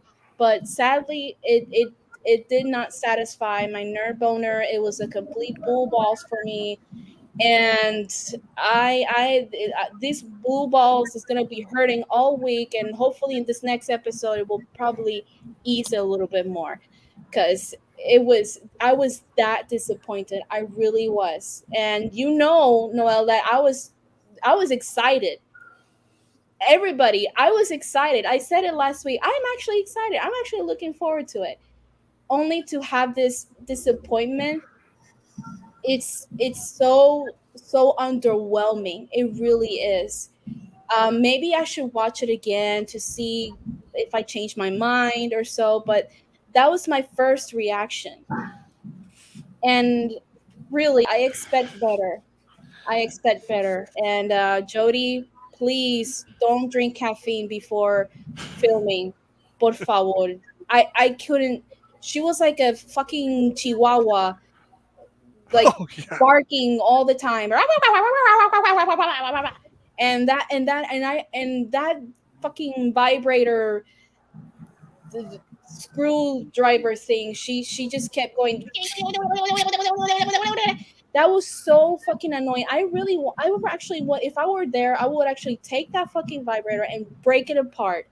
I really would. Or just tell her, like, really shut up. I can't stand it. I could not stand it. And I could not stand the sonic screwdriver. I could not stand her acting in this. I could not stand anything in this episode. Like I said, the only thing that worked was the story a little bit. The woman who played Claire and the professor. That's it. That's it. That's the only thing that worked, but not the graphics, the acting. Oh, the dialogue, some of the dialogue, the Bell and what's his name, Binder dialogue exchange acting was horrible. It was so underwhelming. Okay, I'll shut up now. I'm sorry. I can't stop No, ranting. it's fine. It's I fine. am Fine. Get I it off your am chest. Get it off your chest. It's My all friend, from the get it off heart. your It's all chest. from the heart. I am really Yeah. sorry for acting like this way, and I hope I don't sound bitchy. I hope I don't sound like Use it as I'm trying to therapy. be Use it as mean. therapy, my friend. I'm not trying to be mean, and I promise you, and I tell you from the bottom of my heart, I was excited, and I wanted to give Chimnall a chance. I was like, okay, I am going to open my mind. I'm going to open my heart. I was not, being cynical. I wasn't being negative. I was looking forward to this episode, and I was going to say, bring it. I want this. Come on. I'm. You can do this. You can impress me. And it was a complete letdown. It Yeah, they're it really dropping off the was. Jodie statue for you. They're dropping off And the Jodie and statue. and it drives me crazy because we're talking about, sorry for the background noise, we're talking about the last series of Miss Whitaker and the last series of Mr. Chibnall, and I expected at least to be more. And who said that his friends, whatever, saying that this is the best writing that Chibnall has done. Well, okay, compared to series 11 and 12, okay, fine, but come on, this isn't it. You need, it's so inconsistent in everything, in story wise, acting wise, writing wise. Everything is completely inconsistent. There's no explanation. There's just a bunch of shit throwing plots, and trying to see which shit sticks to the wall. Okay, that shit works, let's try that shit. Never mind. We don't have to explain anything. Just as long as that shit sticks to the wall, we're sticking to that shit. But there's no explanation, no nothing. And he likes to give what do you call that? Background story, origins. Like, oh god, I almost fell off my couch. Origin stories, and but at the same time, like there's no explanation. So he wants to make an origin story, but it makes no sense. And not everything has to have a background on origin story. Not everything. You hear me, Chimna? Not everything has to have a background story or origin. Okay, Chibnall's writing career needs one. you Definitely. We don't need a have to. background story on that. This isn't, I don't know, drunk history. This is the fucking Doctor Who, man. Some things are left better as a mystery. You know, the doctor's name, the Doctor Who. I mean, all this, and of course the what do you call the background of the Doctor or Jodie. And the problem is that when you're doing this, you're killing the title. You're killing the title that is Doctor Who. Doctor Who is becoming a Doctor What the fuck. It really is, because it kills the purpose of what it's a mystery, right? When you said Doctor Who, it it is, the title is, the show is what the title is, Doctor Who. You don't need a fucking origin about every single thing. And and on top of that, it makes no sense at all, and absolutely no sense. And it saddens me that this story was good and it had potential, but if it were in a different era, let it be RTD or even Moffat. I know people complain about Moffat, how he did the Weeping Angels, how he changed a couple of rules, blah blah blah blah blah, whatever. But compared to this, come on. I think Chimno wanted to, like, maybe, I think his purpose was to kind of like what's the word, take it up another level. Like he really wanted to go, like, like, okay, let's break the rules more, let's just do it, a little bit more. And I think he tried, and to me it kind of failed. It really did. And I wish this story could have been in the hands of either RTD or Moffat, and whoever, let it be Matt Smith, David Tennant, and of course my Peter Capaldi. I wish it was in that era. It could have been better in that era, because it just felt completely out of place. And I'm sorry again for the background noise. But what else was I going to say? Okay, I'm sorry. I am ranting, and No, get it out. I'm I'm I forgot that no, this is Noel's stream and he's the host, and I'm here talking and talking and talking. But it's just, there's so much I want to say, and there's a lot that I have to say. And Would it be a fair assessment to say it was a right episode in the wrong era? yes, and I wish Jodie would have been good in this episode. I really do, because this is the end of her era, and I'm trying to be, like, nice. Well, I think I'm being nice, and I'm trying to be what's the word, just, no, what's the word, fair. I'm trying to be fair, and I'm doing my best not to sound like, oh, I hate her or I cannot stand her. True, there are moments that I was kind of disappointed in her in a couple of the interviews, whatever, when she said that Doctor Who was through the male white gaze, whatever. That comment always bothered me. But what I'm trying to say is that she it's sad that she's going to be known as the history, not the first female doctor, but the worst doctor. And I actually don't want her to be titled that way. I don't want her to be remembered that way. And I was hoping that in this series that she's finally going to have her redemption, and that Chibnall's going to have his redemption.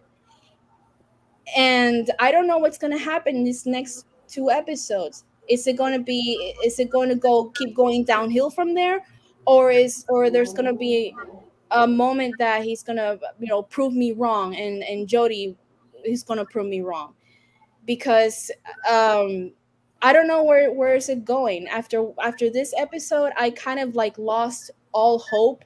Maybe I'll change my mind later on, but I kind of lost all hope, and it will be very difficult to actually watch the next episode, because I'm that angry and I'm that disappointed. And I'll shut up now. I'm sorry. I'll shut up. I'm gonna mute myself because I'm gonna keep on talking. Done. Right. Brilliant. Right. I'll read these Doctor Who rumors, and then we'll we'll finish up there. So Marty obviously sent me this screenshot of someone calling themselves FX Barry, Time Lord. So you've probably heard that a new production company, Universe Limited, a new production subsidiary set up by Bad Wolf Productions. Very weird that it's called Universe. So I reckon, as I've been saying on this channel for a very long time, that this is going to be like a Marvel style expanded universe when RTD takes over. Anyway, I'll just read what's here. I'll give you my thoughts and opinions, and then we'll very quickly get the thoughts and opinions of everybody on the panel, and we're going to wrap it up there. So for RTD2's Doctor Who, I've heard more info will be released to the public in February. It will begin production in the first quarter of next year on 3 90-minute specials to be broadcast on 3 consecutive nights over the 60th anniversary weekend. Whatever form the next series takes for 2024, I have not heard. As always, take this with a grain of salt. I'm just passing along what I've heard. So, if this is to be believed, I've actually said it on this channel, it'll be next year before we hear anything about new Doctor. And that looks like it's going to be the case. But this, so 3 90 minutes, so 3 hour and a half Doctor Who stories to be broadcast on 3 consecutive nights over the 60th anniversary period. Could he do something like that? Yeah. Or I mean, he's going to be starting off his era with the 60th anniversary. So personally speaking, I wouldn't put it past him to do something like that. I don't know how people would feel about watching 3 1 hour and a half episodes on 3 consecutive nights. It sounds a bit of far-fetched on that. He did it before though, didn't he, with the specials? Yeah, but they kind of dipped. I think you'd really need to spread them over a week or something, maybe, but not on consecutive nights. But yeah, he did it with Torchwood as well. Yeah, he did it with Torchwood, all right. He could do it with Doctor Who. Well, it's Russell. He'll pull it off. We know he'll pull it off.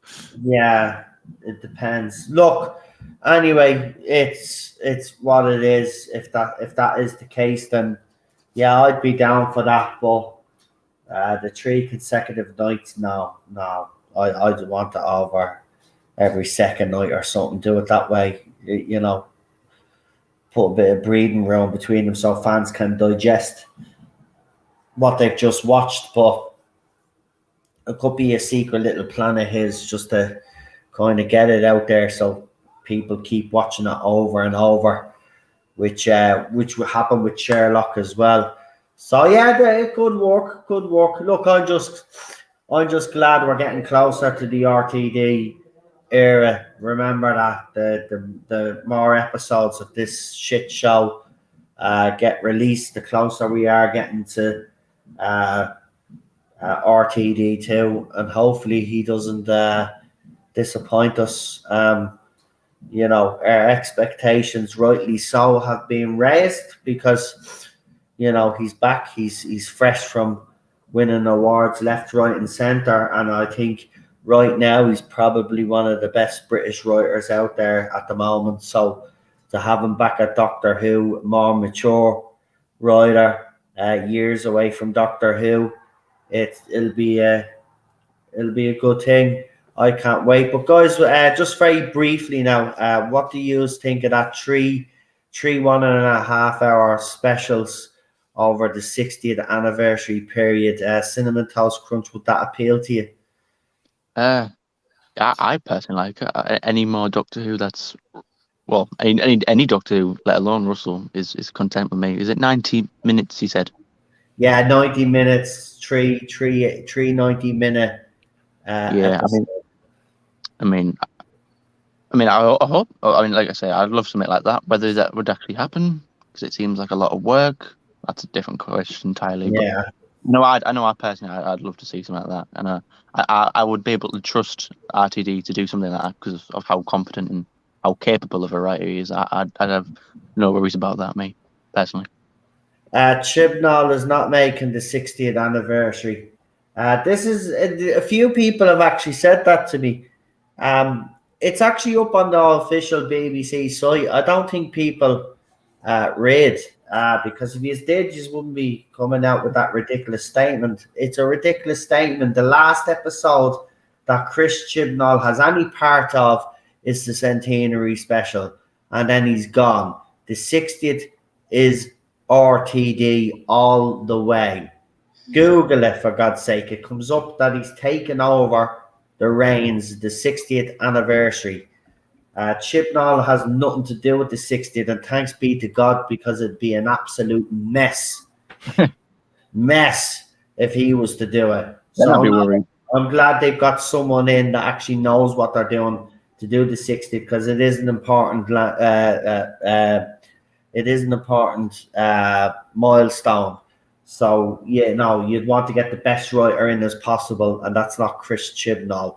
So the centenary is his last special, and then the 60th is RTD. So there you go. Guys, Melina and PD, what do you think? 3 specials over the 60th anniversary week, obviously on 3 consecutive nights. Would you be up for that? Totally. Go on, Melina, sorry. No. I say you start, PD. Oh, okay, then, yeah, I'm totally up for it. I mean, he did it with the specials in the original series. I think he can pull it off. It's Russell, remember. He's done it before. He's more experienced now, so he'll probably do an even better job. So, you know, in Russell we trust at the moment. Yeah. I can't trust in anyone else. True. Melina? I'm confused. Is it a 3-hour special or is it 3? No, 3 1.5 hour specials. So an hour and a half for each one, and there's 3 of them. So you'd be getting 1.5. That's 3. 4.5 hours worth of Doctor Who over 3 nights. Oh man, over 3. So 3 nights. Yeah. Okay, so I'm sorry. Let me see if I get this right. So there's the 60th special is going to be aired one night, and then the next night. So like that, right? 3 nights. 3 nights. So for 3 nights, every night there will be 3. There'll be an hour and a half special. Okay. Yeah. Oh yeah, that would be great. It's like that I'll be down for it. Yeah, definitely. That's the Viagra that I need. Definitely. Yeah, he did it with Children on Earth, remember? So. Yeah, and I already knew that Chibnall is not going to write the 60th. I'm surprised that there's still people out there though that think that he is. No. I don't know. It baffles me, man. All you have to do, everybody has a phone, everybody has a computer, man. The only places that don't have phones and computers is if you're really poor, and that's just tough shit. right? The rest of us can afford that. Right? Poor shaming. You're poor shaming. But anyway, Too like confident. Google the fucking thing. Like do your own research. Like don't be relying on YouTubers to give you all your information, man. You can check these things out for yourself. Simple thing. Google who's taking over for the 60th anniversary. Who's writing the 60th anniversary of Doctor Who? And it comes up straight away. RTD takes over the helm for the 60th anniversary. Seriously, man. Not David Attenborough, is it? Why do people think fucking bleeding Chibnall? Listen, he's out on his air. The only reason why this is getting dragged out for as long as it is because they're trying to give RTD as much time to get his plan together. And obviously, I said it next year. I've been saying it for months on this channel. Again, that rumor, I don't know. Maybe they listen to this fucking channel and then come up with fucking rumors, because I've been saying it on this channel ever since RTD was announced, because everybody was coming in the chat. Oh no, he'll announce something soon. I kept telling you, he won't announce anything until next year, and it looks like it's going to be the case. Now, listen, that's another rumor until we actually see. And look, we're near December anyway, so it looks like I'm going to be right as usual. Right? You don't need to be Sherlock Holmes to figure this shit out, man.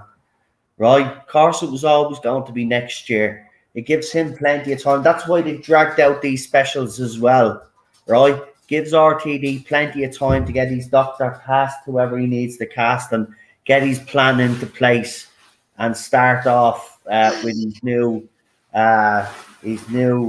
version of Doctor Who, whatever it may be, regardless of what happens in this era.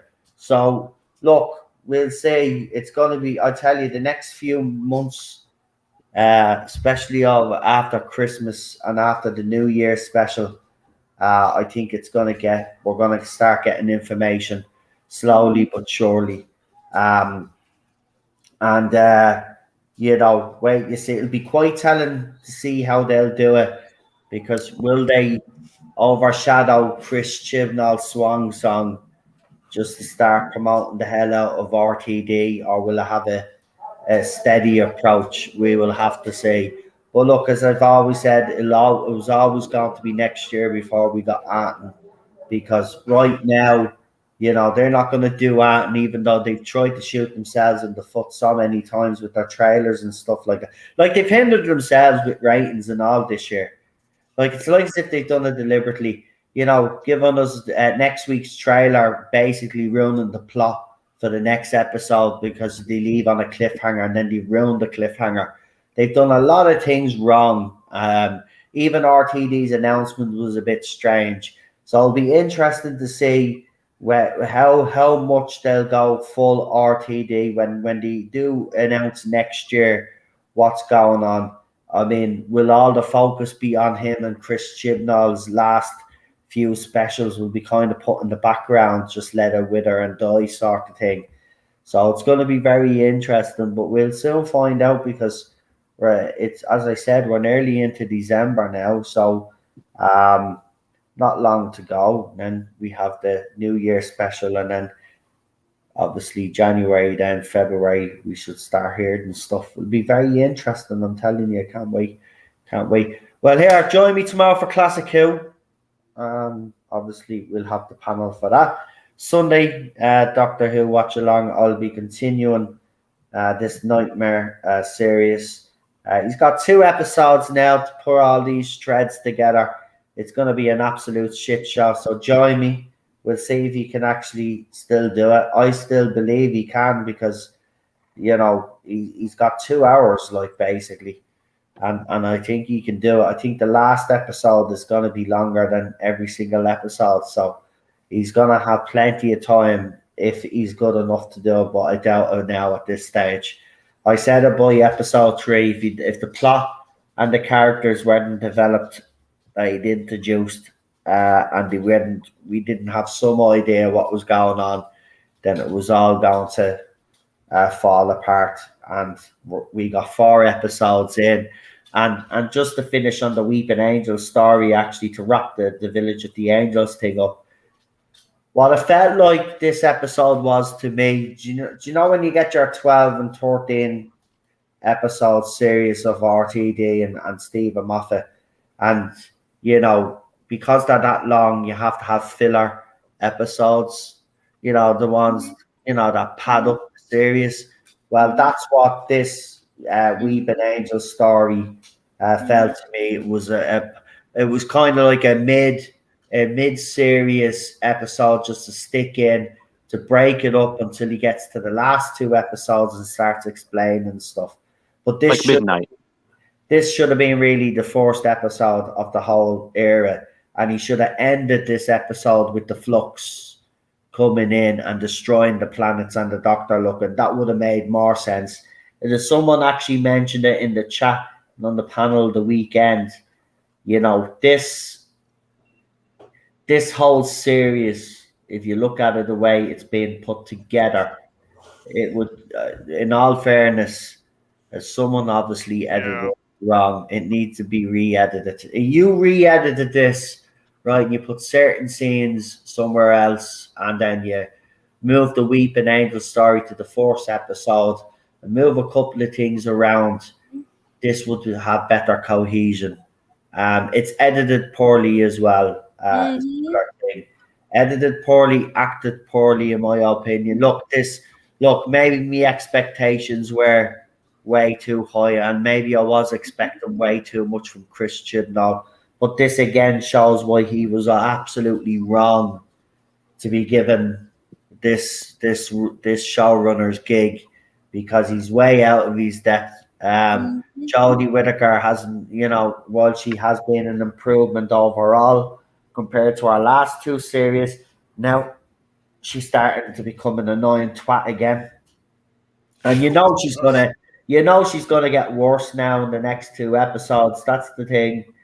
She's a weeping angel, so we'll see how long she's a weeping angel for. I bet you literally 2 episodes, please, 2 episodes. I bet you won't be. I bet you it'll click in. We'll see that scene again because he does the previously thing. There'll be a little 2-minute segment, and then she's the Doctor again. Yeah, I was thinking that as well. I hope, I know I'm probably the only one that liked the ending, but one thing, if there is one thing I am worried. Sorry, say that again. I love the ending. It was the best bit. Mm-hmm.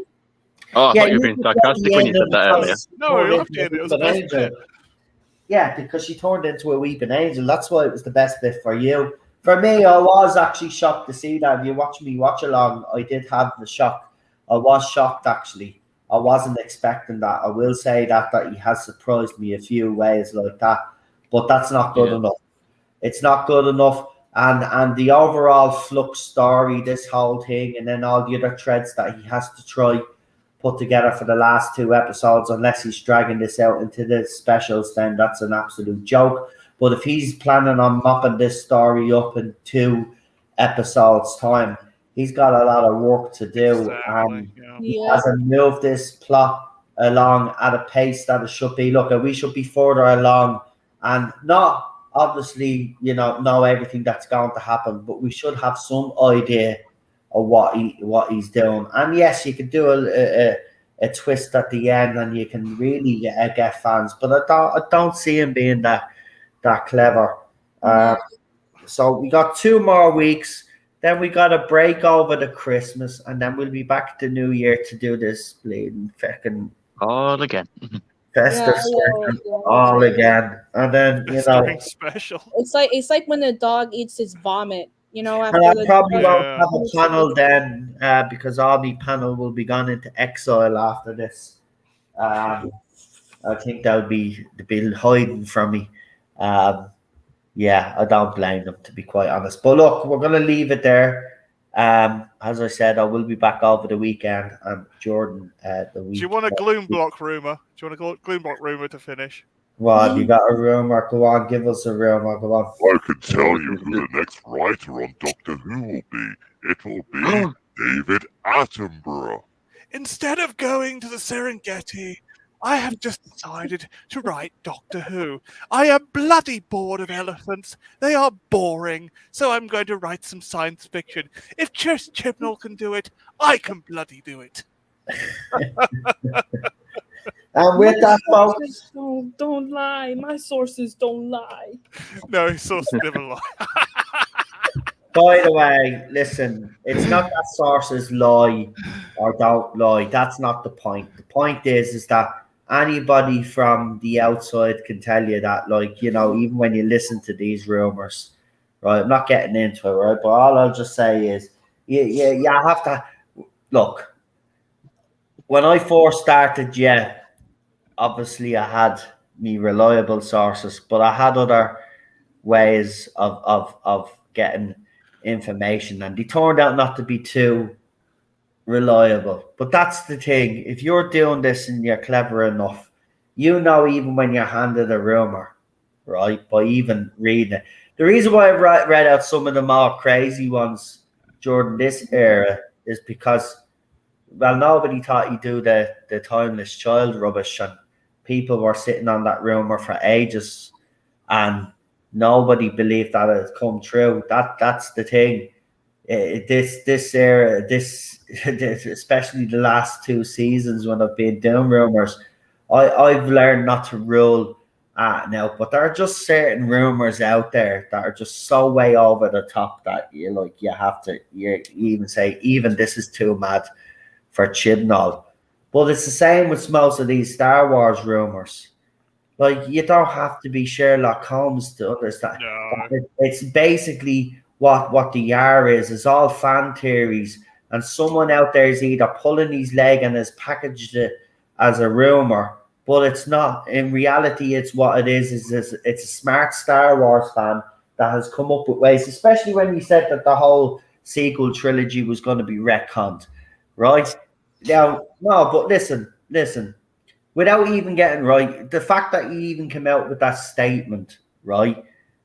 People, I can't believe people swallowed it. If you think that a big company like Disney is going to retcon a sequel trilogy that they spent billions buying it off George Lucas in the first place, and then spent millions upon millions of dollars to produce these movies and make these movies, then simply turn around and say, okay, we're going to retcon them because they upset a couple of Star Wars fans. And what we're going to do is we're going to do with Star Wars the way it should have been done, right? They're never going to do that. I'm sorry, right? That's why you got the Mandalorian and stuff like that. You know, they'll never retcon the sequel trilogy. Just like, as I said, RTD will never retcon what Chris Chibnall does. Chris Chibnall is the one that wrote this. So he is the one that will have to fix this, because BBC, even though it's out BBC's hands, right, he can't just go and decide then that, okay, well, everything that Chris Chibnall's done, I'm going to retcon, right? He won't do that out of 2 reasons. Number one, because he's friends with Chris Chibnall anyway, and there's a loyalty there, for starters. And number 2 is because it wouldn't be allowed in the first place, because whether we like it or not, this era does have fans. It mightn't have many fans, but it does have fans. And no company out there is going to dismiss those fans, especially when they have the loudest voice right now at the moment. And that is sad to say, but they are the vocal minority, but they do have, a lot of power. So there's no way. Look again. As I said, his credibility was gone when he came out and said Taiwan and blamed Tolson Kong's skin color for the reason why it wasn't shown in China, which was actually bullshit, because all it took was a quick Google search, which I did. And with sci-fi, it's well known, but of course these YouTubers don't do their research. It's banned in China anyway, isn't it? Yeah, they don't do their research. They don't know. Sci-fi is not banned. That's a misconception. What it is if you're doing sci-fi and has a time travel element, time travel's they don't like to rewrite history. Unless it fits in with what the Chinese government says, that, because they obviously perceive history probably different to the rest of the world. It's like all communist countries are like that anyway. They do have, they perceive history differently. So if you're doing stuff that involves time travel and it's not within the parameters that the Chinese film censorship they've got the rules in place. If they think it's not authentic, then it doesn't get shown. That's the reason why Doctor Who hasn't been shown in China. It's nothing got to do with Tolson Cole because he happened to be a black man. But the only reason why he kind of used that was because Disney Star Wars allowed China to make the black characters in those movie posters smaller. So again, you don't need to be Sherlock Holmes to see what he was actually doing there. Basically, because it happened to some posters, then he thought he'd whack that in then to a Doctor Who video and then blame the actor because he happened to be black, and Monique Gill because she happens to have Indian heritage. And that's what turned me off, right? It was a blatant fucking. I knew exactly what he was doing, and I don't beat around the bush, right? He lost all credibility with me. I did look. The Star Wars rumors became a joke. I stopped watching the videos anyway. But when someone sent me that Doctor Who video, says, "No, you have to watch this," I never laughed so much in all my life. All it takes is a little bit of research, use ourselves to see that it was bullshit. As I said, all I did was a simple Google search because I'd done some research because I knew there was a ban on sci-fi. Well, I thought what Brandon thought. There was a ban on sci-fi, but when I looked deeper into it, it's not necessarily. No, I've always known that it was like the Yeah, bandit because they didn't like rewrite history. Yeah, it's the time travel element to it. You know, if history is not perceived the way the Chinese perceive it, film censors perceive it, then it doesn't get shown. And because Doctor Who has done some historicals, you know, and we all know that Chris Chibnall has a tunnel vision when it comes to the historicals that he's trying to tell. Well, then, you know, this is the reason why Doctor Who hasn't been shown in China. Nothing got to do with. And look, I'm not saying that they're not racist. We do know that they have prejudice against black people, but that certainly wasn't the reason why Doctor Who wasn't being shown. They bought the bloody show, for fuck's sake. That's the thing. Have you not seen the Doctor Who China posters? Right, you've got panda bears and all on them, and the Tardis is in the background. They're deadly little pictures, I have to say. The only thing that ruins them is that new fucking logo. Well, it's not new now, but that bloody logo. But the back of that, but this was going to be big. Look, at Doctor Who will be big in China eventually when it's written, and this is another reason why I think RTD is coming back.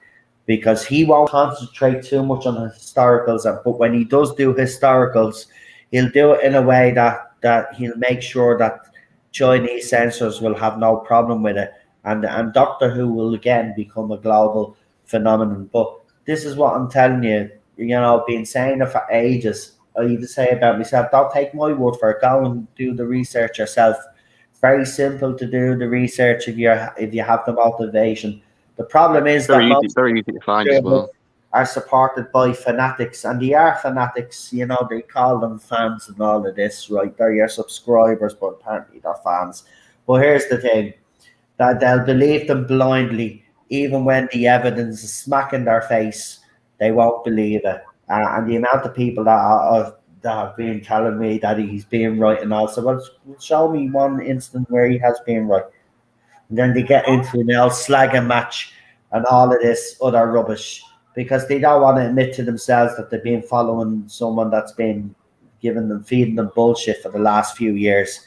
You know, I know the people don't like Kathleen Kennedy. I don't like Kathleen Kennedy. I'm not even a Star Wars fan traditionally. I'm a Star Trek fan, but I grew up with the Star Wars franchise, like a lot of the Star Wars fans that are grieving.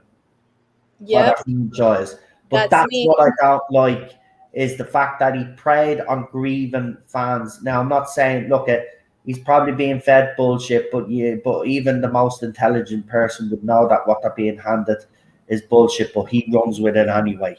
And then I'd question, well, why is he running with it? And there's only one simple reason why he's running with it. Just look at the views and just look at the clicks and just look at the subscribers. Look at his channel before he did Star Wars Rumors to where it is now, and that tells you all you need to know. As I said, you don't need to be Sherlock Holmes, but there you go. And isn't it a wonder? And if you have noticed, he's not very prevalent on other people's channels anymore. He does his own thing on his own channel now, and there's a reason for that, right? So all I'm just saying to people is open your eyes. Don't be getting fed into this bullshit, because for months he's been planting the seed that she might stay, because he knows she's been staying all along. One minute she's moving upstairs, then the next minute she's going to have this taken away from, then she's being sacked, and then the goalposts move again, and then it's something else, and then he latches onto something then when he say all the projects are on hold then, and then he comes out then with the rumour, oh, well, that's all the Callie and Kennedy projects have been stopped. They've had enough of her, even though our contract is being renewed, they're done. No, there was a legitimate reason why they were stopped. All productions were stopped. But he'll use that to spin the wheel even further. And, you know, at the end of the day, you know, these things will come tumbling down. You know, there's only so much bullshit a person can take before they realise they've been led up the garden path. And trust me, there's a lot of people that I've spoken to behind the scenes that are done. And, you know, it's not just him. There's other Star Wars content creators out there that have used the whole Disney Star Wars to back up to their advantage. And it's disgusting. And I'll leave it at that. But that's the Tardis Zone Talks. That's what we do here. We talk about the stuff that we need to talk about, and then we talk about random stuff. But never. I don't know what we'll never change. But look you'll always look at, from my point of view, you will always get how I truly feel about something. I don't shy away from it's who I am. You know, if people don't like what I have to say about it, that's fine, fair enough. But I'm entitled to talk about it. I see it happening in the fandom. You know, I'm part of this YouTube community, and you know, there are certain people out there that I think are not acting the way a YouTuber should. I think they've let the fact that they've got so many subs in such a quick space of time get to their heads. They're acting like fucking celebrities when they're not. All the years a Joe Soap like myself that sits at fucking home on a computer and talks to people on YouTube. That's it. But now apparently they've got fans and they've got their own little fan clubs and all of this stupid crap. Like, Jesus Christ, man. It kind of makes me laugh. You know, like, I take this seriously, don't get me wrong. I do. But I mean, Jesus, the lengths that some people will go to lose those subs is just leave it out, man. Just, you know, it's getting old news now. I mean, everybody was waiting to see how he'd spin Kathleen Kennedy 3-year contract extension. And then I watched the first 5 minutes of the video, and he starts talking to that stupid puppet that he has. And he goes, oh, silly, we've been talking about this on the channel for months about maybe our contract getting extended. Yeah, but for 3 years you've been saying she's going, so which is it? She's going or she's getting a contract extension? Which is it? She's moving upstairs or all our projects have been taken off her? Which is it? You know? Yeah. Fucking hell, man. Even when I get stuff wrong, I come out, the information was wrong. Sorry about that, folks, but you know, that's just the way the source game goes. But when you keep getting every single, and then you have a hashtag, you create a hashtag to say you are right, even though Disney haven't confirmed one single piece of iota of information that you're exactly it right. I mean, I could go around with a hashtag Noel was right. Yeah. Right? I could, because I'm legit, but I wouldn't, because it's vain and it shows you have a fucking ego and you think you're something that you're not. Just leave it out. I just want people to come on YouTube and enjoy themselves, right? If you do enjoy his content, that's fair enough. Go ahead. Go ahead and drink the Kool-Aid. Well, here's the thing. I'd rather watch someone. I'd rather watch someone with a bit of credibility, someone that, you know, that's really passionate about what they're talking about. and some channels, unfortunately, out there have become echo chambers.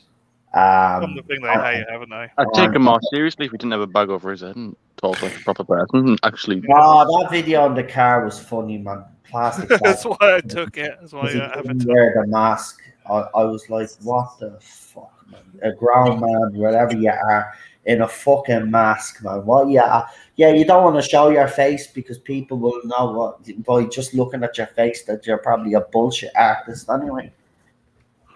Yeah. Anyway, that's enough about. So you are the best YouTuber in the UK. No, well, I'm not from the UK. I'm from Ireland, but thank you very much. But you're right. I'm probably the best YouTuber in Ireland and the UK at the moment. Money messing. See, I don't have an ego. I don't really give a shit. Look, I'm a small little fish in a big pond, right? I have no ego, right? I've worked hard on this channel, as you all know. We've worked hard to build this community up and have the subs that we have, and I'm proud of that. And I'll always be proud of that. We haven't chased stories or gone down a certain route to chase those subs, even though this channel has been accused. Well, I tell you, if I've chased subs for these past 2 years, I must be doing something fucking wrong, because if that's the case, I should be at around 20, 30,000 K right now, right? But I just do what I do, and I love what I do. And, you know, for me, I'll talk about the things that interest me and what interests you guys. And being honest and sincere, that's the difference that you and the people that I know, like in this panel, and the people who come on your stream, your panel, they speak the truth, and we don't. Well, you don't do this for clickbaits. You know, you don't do it like, what do you call, like a shtick? You know, because each YouTuber has this thing, like like oh, everything is negative. They always have something negative to say, and since the fans know that this YouTuber is like that, so the YouTuber, what it does is just keep with the same thing over and over again. Even though he or she liked the movie or series, he'll still say something negative, because that's their thing, and that's how they get their likes and their views and whatever. But the difference is that we're honest, we're sincere how we feel. As you can see, the Cinnamon Toast liked this episode. I didn't. I mean, this is the important thing. About it, yeah. There's different voices, and the important is that each voice that is different, we're being true to ourselves. And this channel, Melina and Brandon weren't down each other's throats, even though they had two totally different opinions. See, it does show that that two people can have different opinions and not argue about it. Like, I think the both of us brought up some great points. I sway more towards Melina's side of it, obviously, because I wasn't happy with it. But that's not because I probably, maybe I did give Christian. I keep doing this anyway. I don't know why, but I always give him the benefit of the doubt that he can improve on what he gives now. But I'm glad his era is coming to an end. So I don't want to be feeling like that every week. Well, is he going to deliver? Look, I'm not going to sit here and say RTD is going to deliver every week. There are going to be weeks where we're probably going to be here and very disappointed with the story. But maybe the acting was fantastic. That'll be the difference. Exactly. Yeah, but I want to be sitting here mostly positive. And look, in fairness to me and the panel and any good people that we've had on, I think we have been very balanced when it came, especially this era in particular. I think we've had many different points of view on each story, which is great to actually see. And as I said, keep subscribed, because we'll have a lot more of this going on. Obviously, we will cover the specials. I don't know now if the current panel that we have will be able to hang on for our specials, but I'm sure we'll have you guys coming on that are going to watch this to the end to see how this all pans out, and we'll bring you on And again, it'll be interesting to see because it's been a mixed bag on this channel. It hasn't all been like we haven't. Look, I think I could safely say on this, any panelists that I have had on, or even myself, I think we've been fair with our criticism, and I think we've been fair with the praise.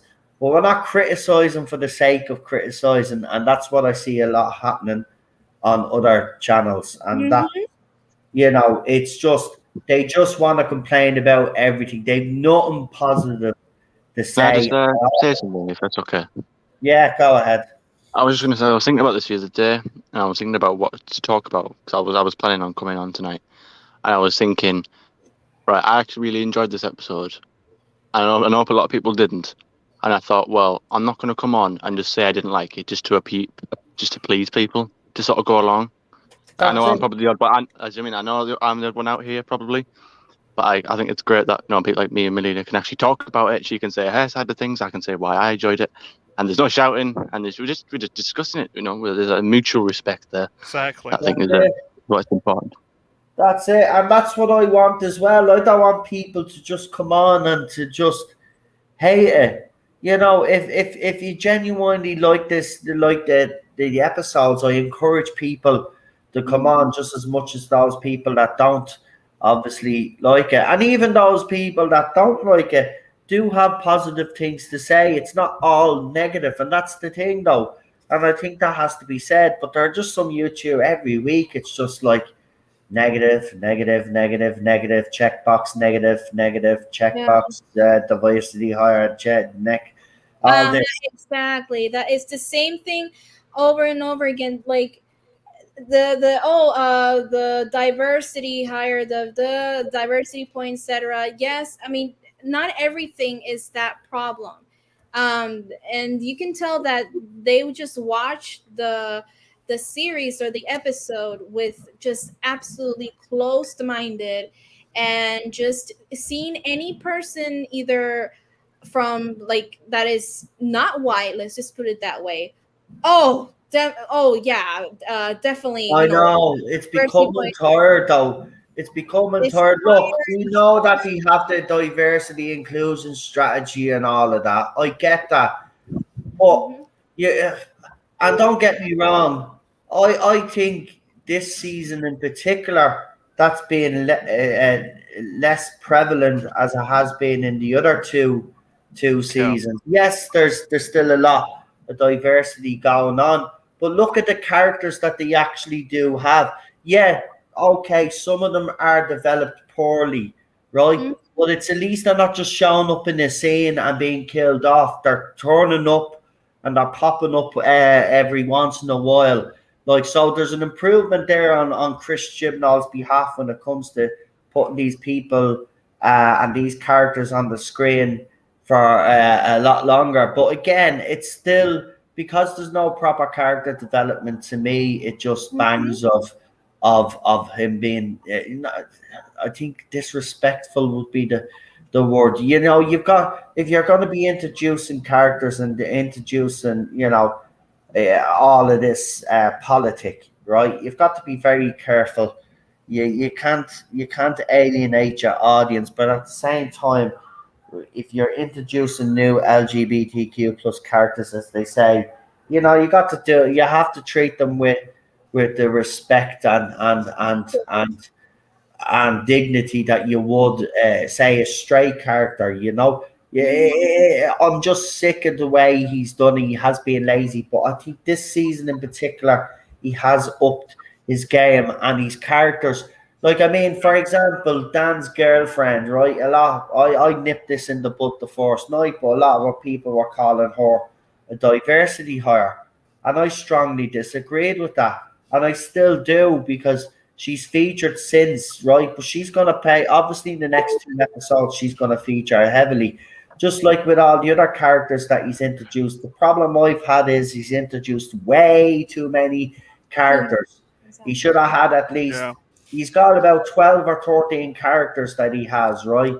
And he's introducing new characters each week. So you have to try balance it all, and he hasn't been able to find the balance. Now, if he had just had certain X amount of characters, right, and had those characters reoccurring, but not introducing new characters in every single bloody episode, this probably would have worked a lot better. The fact that he just Not keeps saying a word, Melina. I'm not saying a word. but Yeah, look, it's just a mess, and also, and I'm so sorry to interrupt here. Also, forgettable characters. Yeah. You have, like, for example, there's Madame Vastra and Jenny are like probably my favorite lesbian couple. I love them. I love those two characters, and they're great. I mean, I absolutely love them, and I'm sad that we won't get to see them again probably in the future. I hope so. But it's an example. He brings so many characters, and if you don't mind me explaining this about the diversity thing, the problem is that it just feels to me, and I'm trying to be careful with how I word this. It feels to me how he throws in a diverse character for points, but Yeah, just for the hell of it. just throw it, and I actually find it even disrespectful. yeah, Because- that's what he does. I've been saying it for Yeah, years. there That's the thing that pisses me off. Like, Uh-huh. people call me a racist, call you shit as well, names as well, all the time, right? What they don't understand is that the reason why I'm so vocal is because I actually care. I want you to be represented on screen Yeah. properly. What is so wrong with that? That's what he does. It's like he has, and you're right. We have to be careful how we word this. But I'll just be blunt about it. It's like as if he has, for each series, he has a checklist, Exactly. and for every episode, he sees what he can get away with in the checklist for that particular episode, and he ticks the box.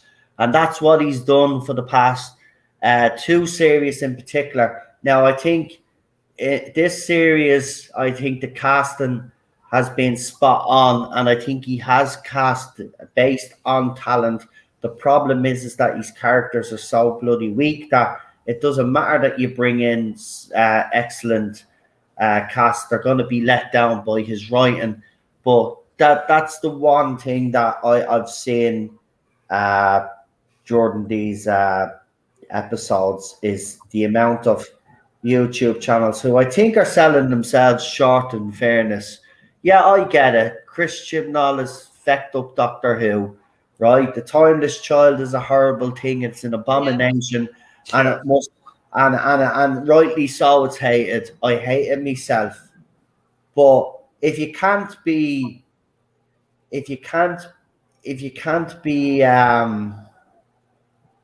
Open-minded. unbiased in your when you're giving your review of this, you're letting personal feelings basically nullify your real thoughts. I'm not saying these are going to say that this is absolutely brilliant and it's the best Doctor Who since God knows when. It's not. But compared to his last two series, it's Oscar worthy material. Oh yeah, it's right. But in fairness, it's still way below the level of RTD. Yep. Stephen Moffat, and we'll even admit that. The problem is, the thing is that we've just decided that, and I think this is the way a lot of us on the panel have thought now, is like what's done is done. It's not going to be changed unless Chris Chibnall changes it. But at the same time, we're not going to sit here and feel sorry for ourselves anymore, or just, hate watch something, right? I wanted to really enjoy this era. And you know what? Overall, it's been a mixed bag for me. I'll admit it. There are a lot of elements that I have liked, and I wish Chris Chibnall had started like this, and then we see the improvement then over the next 5 years we could have. If he had started like this, yes, it'd be uneven. We'd be complaining about it. But we would be looking, saying, okay, he's a bit uneven at the moment. Let's see now in his second series, can he get it right? But this is 5 years too late. That's the problem. And yes, he is producing his best, which isn't good enough.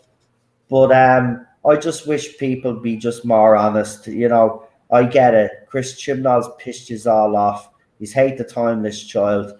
But there's no point of just fucking hating on something for the sake of it. Watch.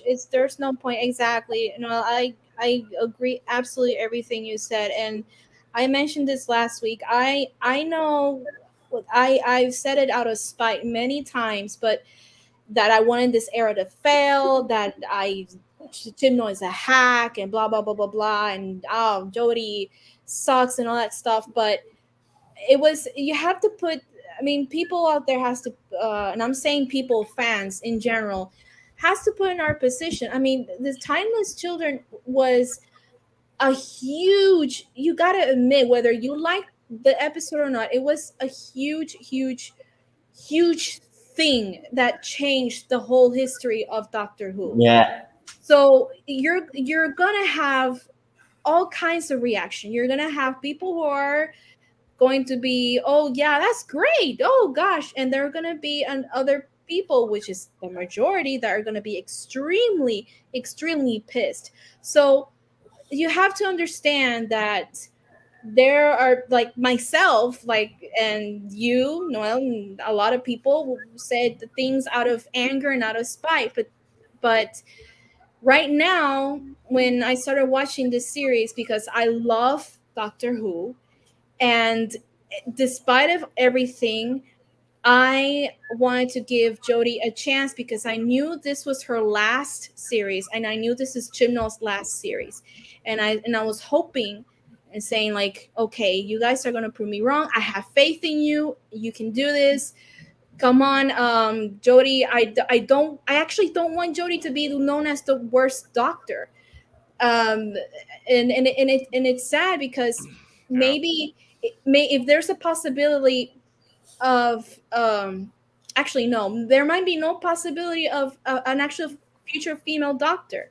Why? Because people are gonna, the first thing they're gonna say, oh no, it's gonna be the Jodie Whittaker era again. It's sad, it really is. And when I start watching this, I watched it with open mind. I forgot, you know, I say it loosely. I forgot about the series 11 and 12. I forgot that everything has happened. Blah, blah, blah, blah. Let's start out fresh. And that's what I did, you know? And that's what I did, because after RTD was announced, I kind of sat down, and obviously, like a lot of people, I was overjoyed. I got very emotional. And then I came to the realization there's no point in me going into Series 13 just hate watching it. I'm going to actually, you know, this era is going to end. So either way, he's gone. Yeah. RTD is coming in. So what I'm going to do is I'm actually going to sit back, you know, and let all of that anger that I have just flow away. You know, I'm still angry internally, if you get what I'm saying, but I'm not letting that come out. I'm judging this series based on his last two, and that's what I've decided to do. Yes, it's a low bar, as Alpha said in the bet. Yes, we have lowered the bar. Of course we have, because you can't judge this anymore at a high bar, because it's coming to an end anyway. It makes no sense. We know this era is going to be a complete write-off anyway, right? So, you know, I just said, feck it. You know what? I'll just say, I'll go into it with a fresh mind. I'll see if he can surprise me. And that first episode, he did.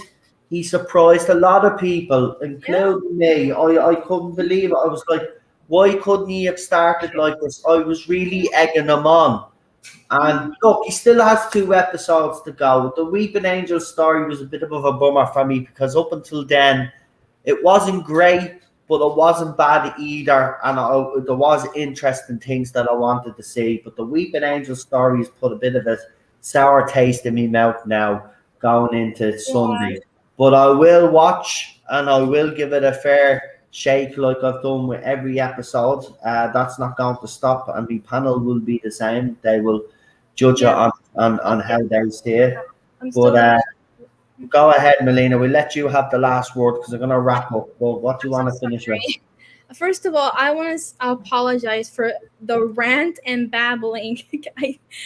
I took I think I said a lot of things. Again, like I said, I just got done watching it, so it was all raw, all fresh. Um, Despite everything, I'm still gonna watch the last two episodes, and I'm gonna watch the specials. And I think what's disappointing is that something that is the Weeping Angels, something that is a good story, it deserved to be done right, and it failed. That's why I'm mad, because you're giving this story, and you just kind of like don't know what to do with it, and this is the result, and that's why it's so disappointing. Like, you can do better. I know, you know what, he can do better. I know he can do better, and Jody too. See, I'm not trying to be like bitchy or anything like that. I really am doing my best to root these people, and just because I love Doctor Who, and I still want all the fans to be united and stop this fucking toxicity and division, and all that's what's going on, and just kind of like bring up together, and just hoping that it ends well, and that Chibnall can like part ways with Doctor Who, and then he can go and have his career other shows, and Jodie can go with her career in other shows. So that's all I gotta say, and that's all. I'm done. Okay. Well, we're going to leave it there, folks. Very fascinating chat, I have to say. It's been a while. Obviously, as you know, spend a bit of time with the missus this week. Oh, sorry. But thanks for that rude interruption. Thank you, Melina. Oh, fuck. Sorry. Oh my God. Anyway, Leah's phone's possessed. with that, we're gonna leave it there, folks. I hope you have enjoyed the stream. Melina would have to get the last word in, even though I'm like trying to say goodbye. It's not funny, yeah. Everybody's laughing. Yeah, not funny. Anyway, I'm only joking. It is. Right. I'll talk to you all tomorrow. Have a good one. I'll see you all soon. Here's the trailers, and she's going to be laughing backstage now for about an hour. See you later. Bye-bye. Bye.